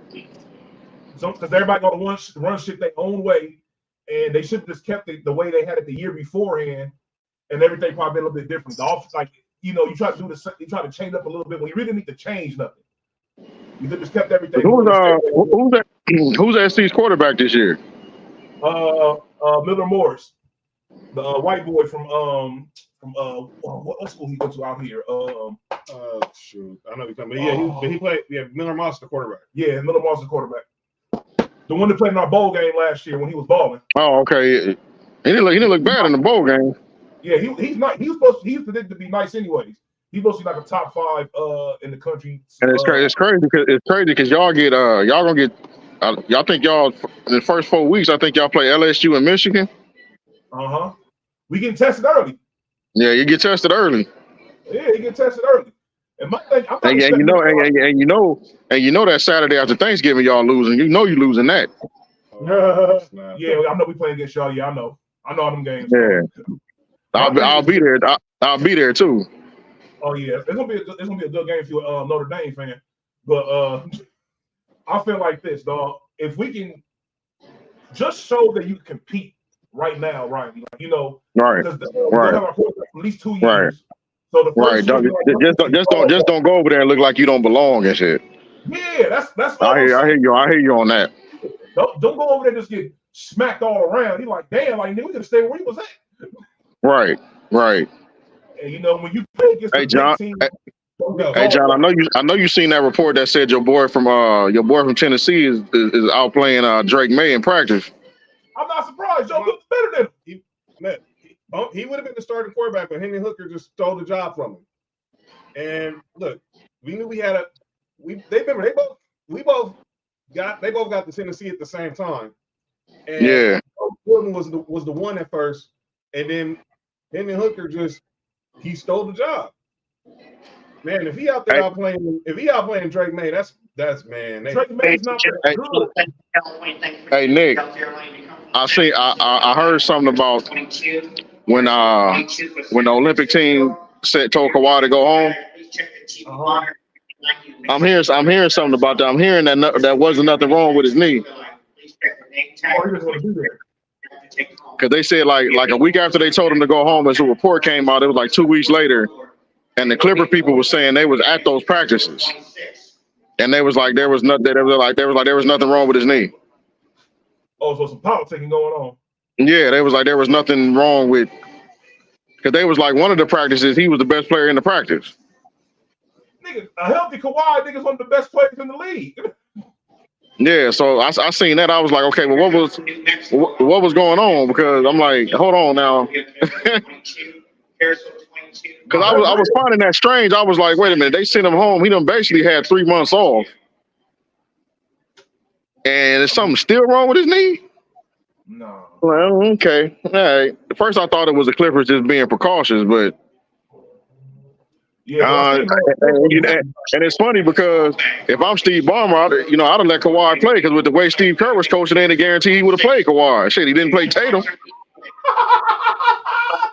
Shit, and a guarantee Kawhi would have played. Hey, I gotta ask you, man, about your man Cube. What your man Cube out here trying to get? Obviously, he felt like the big three should be contacting the big three about playing in the 3-on-3 in the Olympics. So yeah, so he called. I agree. So he's issued the challenge. So the Netherlands, obviously, they wanted to go in the big three, or was it Germany? But Netherlands accepted the challenge where they would play the big three All-Star Sunday before the big three championship. But they're saying FIBA is blocking it. That's because they want to get smacked on. Look, the big three is former NBA players. Like, these are guys that are like, overseas or, beyond their prime. Or just retired. Yeah, type of thing. So here's my thing. If I'm the USA team, you know who I'd have out there for the 3-on-3 tournament? I'd have Michael Beasley, Joe Johnson, and Jamal Crawford. You mean personally? Yeah. I don't think FIBA wants them there because they're also former NBA players too. Well, they don't want good NBA players. I'll put it like that. Because you ain't telling me no Jimmer Fredette and Rick Barry's son is good enough to come on, man. Jimmer Fredette get jacked off on the sideline. You're right, come on, dog. Come on, dog. But no. Yeah. What? He was. You just see it. Never mind. But y'all saw some different. They saying it was some obviously there's protocols. We're trying to understand, like, okay, there's certain protocols you gotta go through to play the 3-on-3. So why if big three players don't play in the NBA, so they got time. So I don't understand it, but it's hate, John. Because here's the thing, John, and I don't think it's FIBA that's the one that's doing all. I think the NBA doing this. The NBA, the NBA does not. They're trying to keep their distance from Ice Cube and the big three as much as possible. They hate the fact that more players are going up over there. Maybe part of the reason why Jaylen Brown didn't make this process because I think the NBA didn't expect the big three to actually work. They didn't expect players actually want to go up over there. Yeah. Exactly. You know the big three needs? They need one of these guys that's retired, that's a Hall of Famer to go up over there. And they'll change everything. Like who? It don't matter. Any Hall of Famer that's like recent, probably let's say Dwayne Wade want to go up over there. Well, I say this: we're or Carmelo. Yeah, Carmelo or who else? Dwight. Well, Dwight. Yeah, Dwight Howard. Blake Griffin. Now, because he like the names you were saying, he went for them older names. Like remember when the Big Three first started, they had AI. They had White Chocolate, Jason Williams, and guys like that. Well, at first everything because everybody thought the AI was going to play. Right, and AI he was supposed to be a player, and he was like a player coach. He was a player coach. Right? And then AI. But now, obviously, the way they got players, they got younger players now. Like Michael Beasley is like a freaking cheat code in 3-on-3 basketball. That's because he still should be in the NBA. Yeah. He should be in and dog. Michael Beasley should be on somebody's bench right now, at the very least. Michael Beasley, a walking bucket. The one thing about Bees though is, I think what hurt him in the NBA was the fact that if he wasn't scoring, you basically 4-on-5 out there because he ain't doing nothing else. Yeah, man. He like that. But when you look at how easy he can score, though. Yeah. Because the transfer. He been like that. He been like that since high school too. He just one of them dudes where it just come natural to him. Like on an off night, in high school, like at Kansas State, off nights he would have 25. With like 12 rebounds. Yeah, like Because you remember coming out of high school, they had him rated higher than Durant. Dog, I tell people all the time, the only reason why he was number 1 overall pick is because Derrick Rose from Chicago. Yep. If he wasn't from Chicago, dog, he would have been the first overall pick. Yeah. For sure. Miami took him, what, 2? Number 2. He wasn't going past that. Yeah. Beasley, his game is still nice. I can see why LeBron never beat him in practice. Hey, Pat. These better than JJ Redick in college? Huh? These better than JJ Redick in college? Who? Bees. Man, hell yeah. Get out of here, man. Wait. Why did you even ask that? Because Pat knows me, because the discussion that time was at Will's house, and everyone was trying to tell me, Fat, and Mark that JJ Redick was the top 5 college player of all time? Yeah, top something. No, overall. Oh, they lost their fucking mind. Ain't no way. I'm like, man, Michael Beasley did as a freshman what it took JJ Redick 4 years to do. Man, look. Kevin Durant was what? Kevin Durant as a freshman was what? 27 and 12. Easy 27. Like, come on, man. These are dudes that didn't need 4 years of college. Dog. Yeah. JJ Redick needed all 4.5, whatever you play. He needed all them years. And he had to wait for the lead to go to be in a 3-point lead to start being productive. Yeah, I'm like, come on, bro. I'm like, he stayed at Duke 4 years. I'm like, he's not even. I hate Duke, and I don't even have him in my top 5 Duke players. No. Nah. Yeah, you got Kyrie, Jason Williams, Grant Hill. That's 3. Punk ass Christian Laettner is 4. You got to put him up there, yeah. Unfortunately. So that's 4 right there. And then you can throw Zion 5. Grant Hill. Elton Brand. Exactly. Oh, Elton Brand was, oh Lord. Yeah, like beast that dude. Yeah, that was really argument for JJ Redick. So I don't know why. That's crazy. It's like the same argument we got in about the whole Knox versus Junior thing. Yeah, like top 5 player. Like what? Wait. Come on, dog. Like wait. Time out. What is going on? Hey Nick. Then Will talking about Christian Laettner was better than Larry Johnson at UNLV in college. Oh, that nigga tripping. What? I'm like, what were you watching? What were you watching, bro? Wait. Who thinks the Locks will beat G Unit in the verses? Everybody not named Jonathan or Fat. I don't know why. Why? Because of Biggie? Bro, he literally said Christian Laettner in college at Duke was better than Larry Johnson at UNLV, bro. Oh, hell no way. Larry Johnson at UNLV. No way at all, bro. Really? Hey, now, Fat. Like, come on, man. Fat, we was asking about the whole Knox G-Unit thing. There's no way. Nah. Hey, look, man. Let me tell you something, man. It ain't happening. I see why, the Locks got some songs and everything. I dig that. But the reason why they won't beat G-Unit, and this is why people are going to cry that, 50 beats them by itself. Facts. Pretty much. Because with the Locks, bro, it's like after you get through with All About the Benjamins, Money, Power, Respect, and 24 Hours to Live, what songs you have after that that's just like automatic, like haymakers? Yeah, that's real. 50 is the cheat code for G-Unit.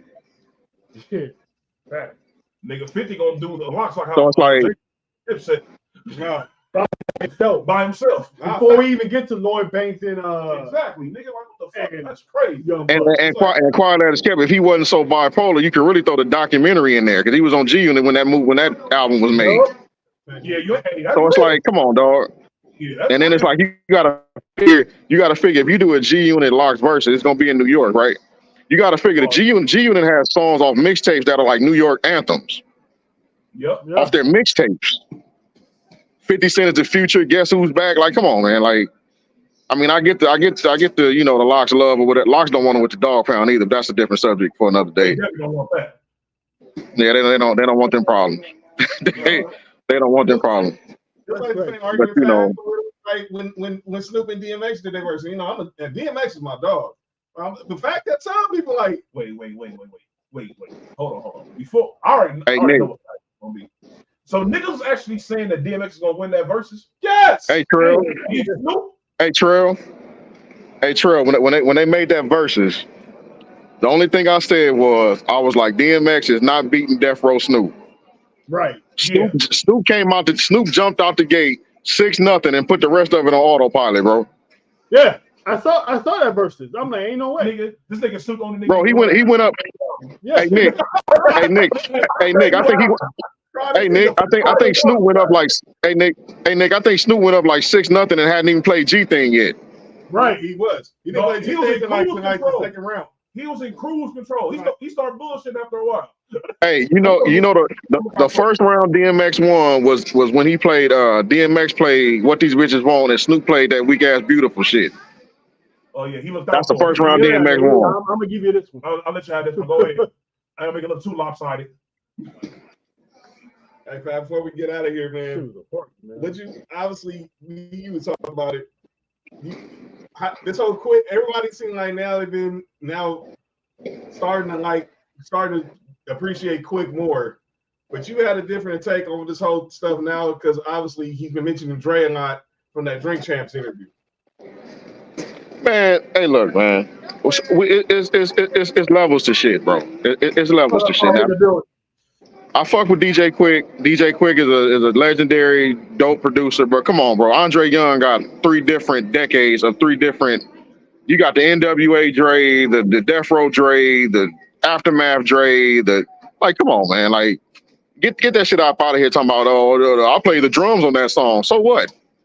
He didn't even play it. Who give a fuck if you play the drums, nigga? That's like what, 10% of the song? Nigga, who produced the beat? Who made the beat? Like, nigga, you talking about you played the drums. Fact, the nigga didn't even play the drums. The nigga gave him his sound kit. And then, like on California Love, you was walking around singing a song from an old West Coast group, and Dre was like, okay, yeah, I'm gonna use that in the song. And you talking about you want credit for the shit.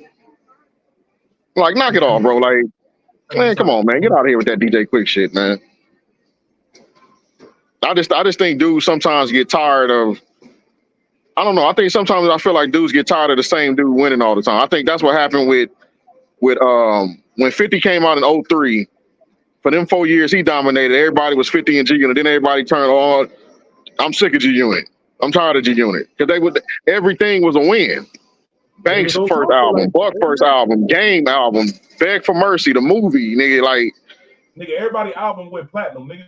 Everybody album sold out with platinum. Hey, you know what? Nas, I remember Nas said some of the realest shit. He was like, bro, they was like, fans don't want to see you win all the time. He like, they want to see you win, then fall, then get back up and win again. They don't want you to win consecutive like that. And 50 still winning to this day with all them power shows. Yeah, like niggas talking about like this producer better than Dre, that producer better. I'm like, bro, if you go song for song, they will get washed by Dr. Dre, bro. Like, knock it off. Like, come on, man. Come on, knock it off, bro. Like Dre is like, what do you want me to play? Hey, what do you want me to do? Niggas get mad over the fact that nigga a Drake track nigga be a 3-minute song, 3-4 minute song, my nigga just be a loop, and that should be a hit. Like, yeah, it's like it's just which one? Come on, bro. Like, go ahead. It's like you gonna he make classic albums and do that, and he gonna make a star out of you at the same time. Yep. Because people forget, like if you look at Dre got what? He probably produced on maybe 5 classic albums, because people forget he did the whole DOC album. Yep. He did both NWA albums. Like, come on, dog. Like, really? And like, come on, man. I'm like, I like DJ Quick and everything, but it's levels to shit. Yeah. It's levels to shit. Don't come at me with the that's my sound, or I did the drums on that. Like, man, sit your ass down somewhere. You wearing them drums. Go sit down somewhere with that. I mixed it. I'm like, okay, you didn't produce it, my nigga. You engineered it. Like, so, yeah, they gonna engineer it all. That nigga. That nigga's a nigga engineer. That nigga's a legend with that one. I'll give him that. He is. But Like Quick is dope. Quick is real dope. But hell yeah. You know my favorite one. he not Andre Young. He's not Andre Young. And you know, and you know another thing I don't get. I was telling I forgot who I was telling.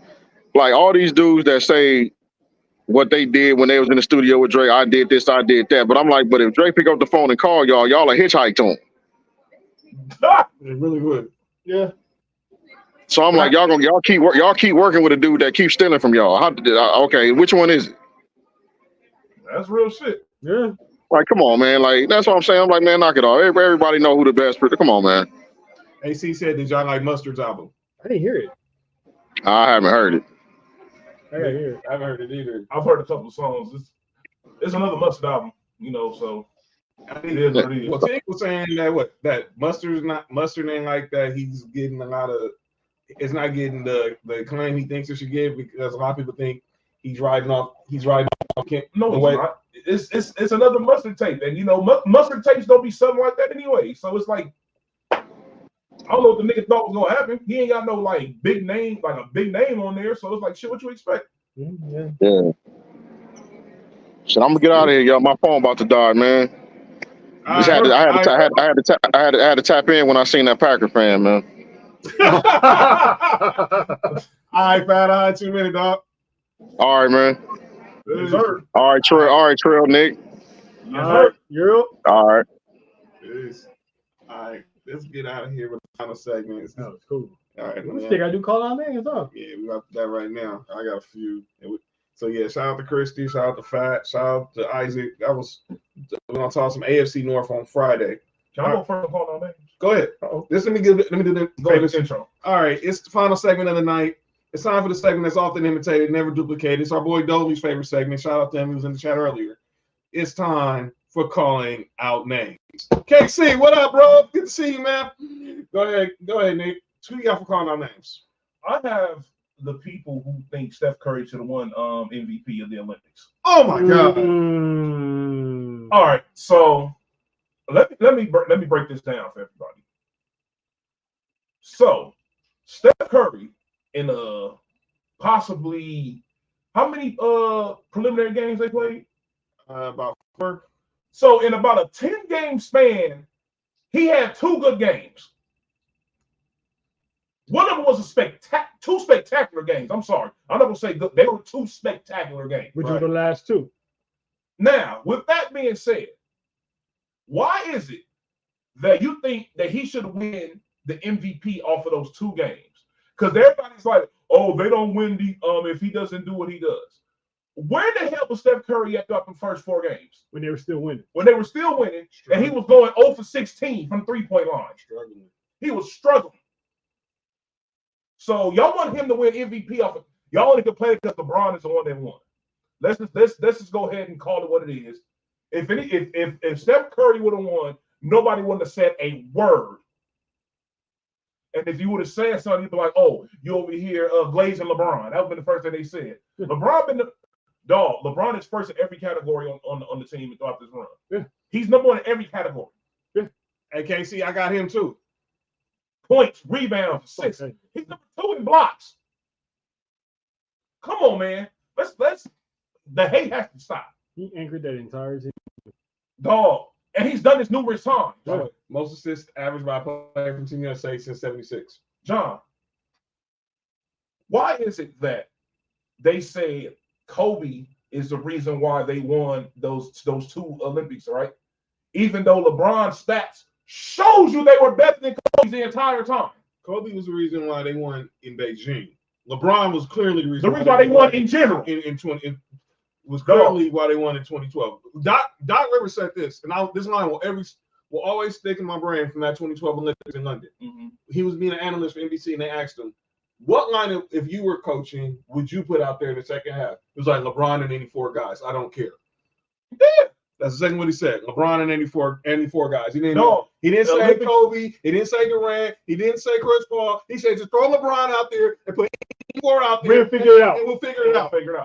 I have something else too. Go ahead. I have people may not like this. The people who are criticizing Steve Kerr, I never in my life thought I'd be over here defending Steve Kerr's coaching. Let me tell y'all something. Olympic basketball, in my opinion, is so good because of one thing. No, it shows you who really knows how to play basketball. Not this just AAU style that we used to see in the NBA. Right. It shows you who really knows how to play basketball. Real Basketball, not just I'm gonna be shooting the ball and I figure. No, it shows you who really know how to play basketball. For all the people who said Derek White was trash all this time, and I was one of those people that said he wasn't that good throughout certain stints throughout his career, this guy showed that he can hoop. Right.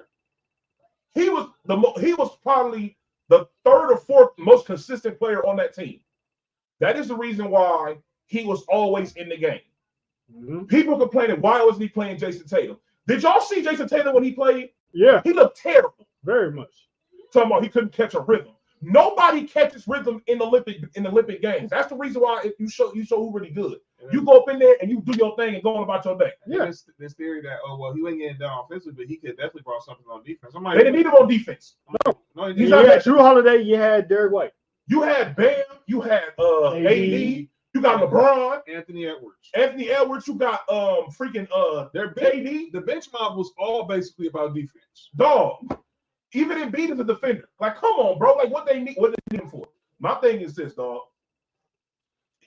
I think people are so caught up in the name thing. And it's like, oh, this guy, he won champion. He just won the championship. This guy's on the cover of 2K. All this stuff. That shit does not matter when it comes to Olympic basketball.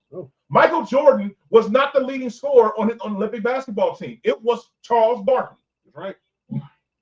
Like, come on, bro. Like, everybody has you have to think about it like this. If I'm not mistaken, D Wade or Melo was the leading scorer in 08. Definitely. They were the two leading scorers. Because the way they come off the bench was going crazy. But now. So my thing is this. If you couldn't get into the game and figure out if you need to what they say, catch a rhythm in order for you to get everything going, you're not a superstar. Right. Yeah, right. Superstars are put me in the game. Automatic. Yeah. Automatic, systematic. You didn't hear Steph Curry complaining about him not having a rhythm. He just went out there, he just kept shooting. And he did exactly what he's supposed to do as one of the best players on that team. Exactly. Kevin Durant goes to the game, just give me the ball, dog. I'll say this. Give me the ball. That's all I need. Trell's the only person that I know. I don't know if he said it, but I know he kept telling me, I was like, man, because when I heard calf strain, I was worried about KD getting out there. He do what I'm saying, man. He gonna be all right. He gonna be all right. Just let him get in. Hold him out. I wasn't worried about no injury they were saying about that. And if he comes in that first game against Serbia, it goes 8 for 8, and I'm like, this dude. I'm like, dog. And the craziest thing is when I saw this thing where they were like, oh, the best player in each game. They was like, oh, FEL was the best player in this game because he scored the 26. Kevin Durant was the best player in the first 2 games. Steph Curry is the best player in the last 2 games. This and that. Why ain't none of these fools y'all just said y'all should have won MVP besides Curry? They won. Why not just saying Kevin Durant should have won MVP? I can make an argument for KD. You could have been a better argument for KD winning MVP than Steph Curry. Exactly. A way better argument. Like, come on, bro. Like, it's just tribalism. Yeah, dog. Y'all need to accept the fact, dog. Tribalism. Look, Anthony Edwards said this, and I quote, they asked him who was the best player on the team. He said LeBron James. LeBron James is damn near 40 years old. He turns 40 in December. That's right. You see all the great LeBron got? Yeah. And he's the best player on the team. AC was like, AC, you called on Twitter saying LeBron mad he didn't bring his Just for Men kid. AC was wrong. He said LeBron mad. He could have balled while he was out there. He wasn't tripping. He was showing everybody that I'm the old man. He pretty much the old man is still balling. Yeah, better than your best player. And, dog, his defense against Joker was critical in that game, especially in that fourth quarter. Oh my God. He was playing one-on-one with Joker. Like, come on, bro. Like, this is, man. It was Durant's fault. Man, look. We'll say that. We'll say that for a different day. We'll say that next week. Shout out to man KC in the house from KC Sports Show. He was on the show Friday with Rails and say, all right, he just said someone I got. That's Noah Lyles. Let me be clear about this dude, Noah Lyles. You're a straight a-hole, dude. Either way. Let me be perfectly clear. All right, we already know what you said about Team USA and blah, blah, blah. That's whatever. That's your opinion. But You go out there, you won the gold last Sunday, photo finish, congrats. But then you go out there and run with COVID. Allegedly. Supposedly. Allegedly had COVID. He didn't have COVID. Yeah. No, dog, you got smoked.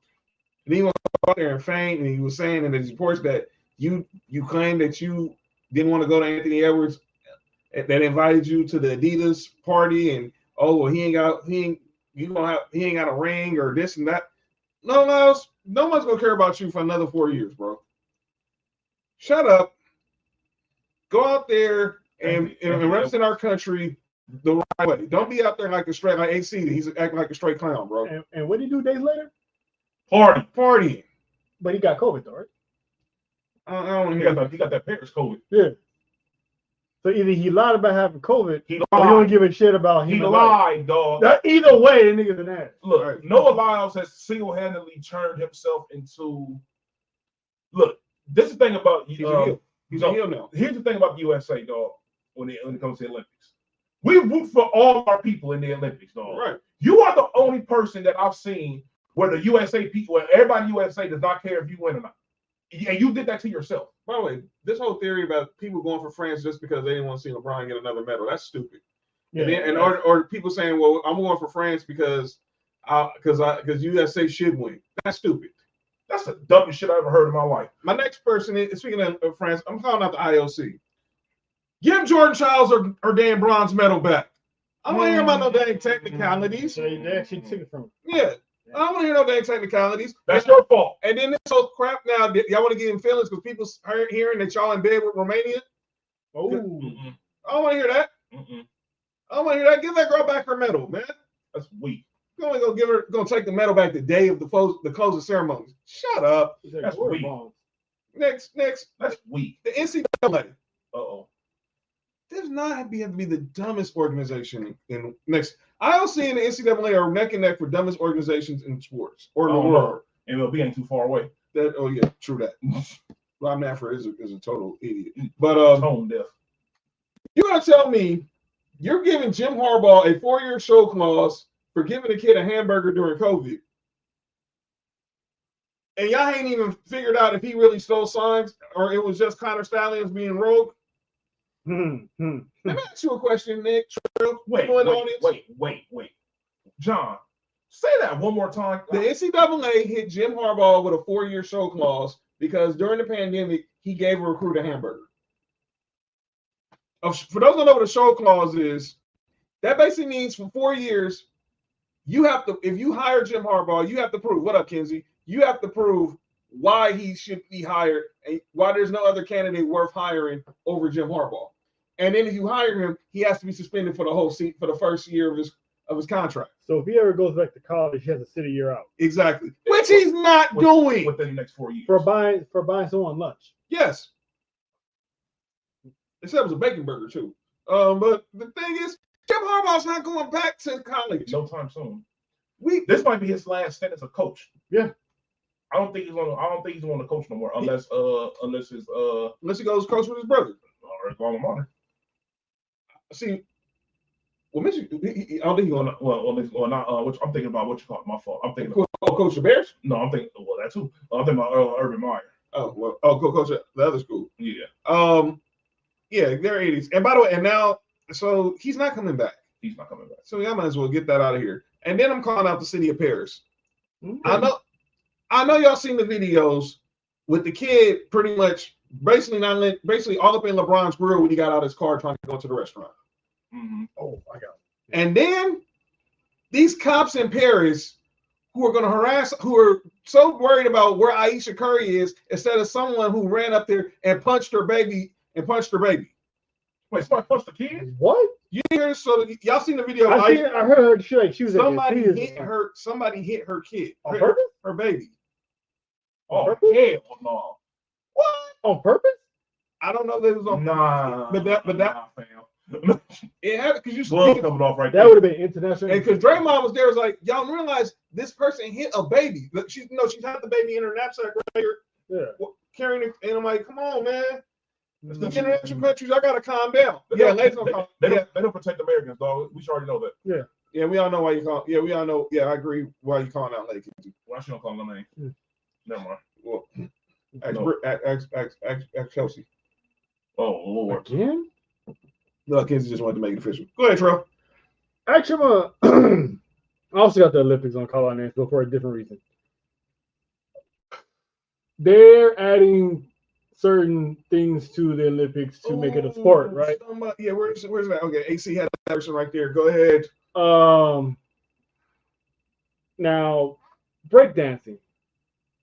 Major thing in the hip hop community, where it's East Coast, West Coast, even all over the world. There's a bunch of dance crews that spent their entire lives breakdancing.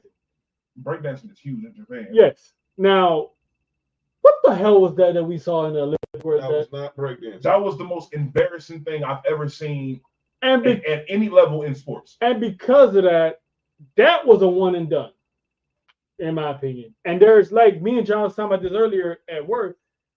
You had that talent show, the best dance crews. You have all these dance crews out there. You have the Jabberwockies there. You have all these dance crews around the world. You mean to tell me you couldn't hold Olympic tryouts for the best dancers in every country? The winners go to the Olympics to battle for their country. They didn't handpick this out of a Wheaties box? The dance crews, they perform at half times at games. All the time. Spent their entire lives training for this. You can go right there on the block and you can go find somebody who's going to get a cardboard and basically, come on, man. That was a spit in the face. They should do better with these. If you're gonna add new stuff to Olympics, hold actual tryouts. Let's all go into the 707 tournament starting. Oh, you mean flag football? Uh-huh. Oh, I hate to see how that's gonna turn out. Oh, by the way, Colin Kaepernick, he doesn't want to coach and play in the NFL. He don't want, and I don't hear described by him wanting to play in flag football either. There's talk about him. I heard a rumor that he might be Chargers coach. Yeah, Harbaugh offered him that job months ago. Harbaugh offered him that job when he got the job with the Chargers months ago. I don't give a fuck what nobody say. So you saying he's speaking with the slave master? Shit, hey. I nigga was crying. I was crying like Samuel L. Jackson when Leonardo got killed. Dog, I was watching Django a couple of weeks ago. That nigga, you do that exact cry. Exact cry when Harbaugh got fired. Well, left. My fault. Mutual differences. PGB said should have had the karate Olympics, but I understand why they don't do it. Got karate. They probably have. Man, they probably have someone down the street think they know. They probably have dude from Martin Dragonfly. Oh man, Kitchen. They have Dragonfly pull up and for the Olympics. They gonna do that. What gonna have that stupid shit? They have that breakdancing. All right, exactly. And that's calling out names. Stupid. All right, Friday night we'll be back. We're gonna preview the AFC North. Troy, putting back up Friday. No. Next time probably back to when we do the. All right, so Trell gonna be here a week from Tuesday for to help us preview the NFC South for 2 days. We'll talk some Saints. We already got some guests lined up for that. Our boy Paco was gonna join us tonight, but he's gonna join us Friday to talk about the Browns and the AFC North. And thank you again to Izac, to Kristy, to Fat for joining the whole show to talk NFC North. It's a good show tonight. We're getting also conversations on other things outside of sports and everything.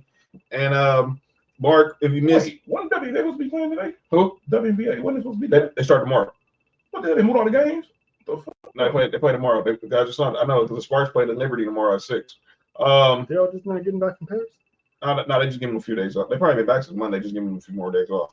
But yeah, WNBA resumes tomorrow. Oh yeah, I forgot. Damn, today is Wednesday. I'm tripping. My fault, Joe. So, and then also we're gonna talk about on Friday's show the official release of the NBA schedule, and talk some more preseason football and talk some more NFL. So, if you new to the show again, thank y'all for watching. Subscribe to Sports4U Podcast on YouTube. Like us on Facebook. PG football teams to support. I support the Broncos. Nick's a Raiders fan. Trell's a Saints fan. Our boy Mark, who's normally here, he's a Bills fan. But those are our squads. And every week we're breaking that down each division week by week, and then don't forget in 2 weeks, those who signed up for the Sports4U Fantasy Football League. We'll be having the live fantasy football draft August 27th. So I'll be here for that. if you signed up for the Tuesday, Okay, you're doing it on show. Oh yeah, that's cool then. So after we do the AFC or NFC West 2 a day, that on that episode, that second hour, we're gonna just go right into the draft and talk fantasy football. That's not Don't bad. get more. Yo, relax. So again, subscribe to Sports4U podcast on YouTube. Who's jamming like my hand? Yo, you are. Jim Danny. Oh, Like us on Facebook at Sports4U podcast. Follow us on X and Instagram at Sports4U podcast. Follow me at John Watson 0984 on Twitter and on X and Instagram. Follow Nick on X and Instagram at 99gorilla. Follow Trell on X and Instagram at Miney_Ice. Follow Mark on Instagram at HighOnMark and HighOnMark on Twitter. Mark's with they take no rules tonight, so y'all can go check that out after we finish. Hey, who's your squad? Don't say none of us winning the Super Bowl. Who's your squad? Unless your squad the Chiefs, who's your squad? But yeah, that's what we'll talk about at the end on Friday. We're gonna talk AFC North. We'll talk Ravens. We're gonna talk Browns. We're gonna talk Bengals, and we're gonna talk Steelers because we need to get to the bottom of this whole quarterback controversy in the Steel City. And what's the expectations for Lamar Jackson? Expectations for Joe Burrow? Expectations for Deshaun Watson? This number one defense. Can the Browns bring back this number one defense? A lot to talk about. And just thank y'all again. And we'll be definitely talking about the schedule, NBA schedule, and everything also on Friday. This has been the NFC North Two-A-Days edition, episode 313 of Sports4U. I'm John. That's Trell. That's Nick Freeze. what to do? Mark, see you on Friday, bro. AC say I just bought a Steelers hat for my dad. I know, but AC is a Rams fan. But we'll talk to y'all on Friday. Again, Izac, thank you. Kristy, thank you. Fat, thank you. We'll see y'all next week.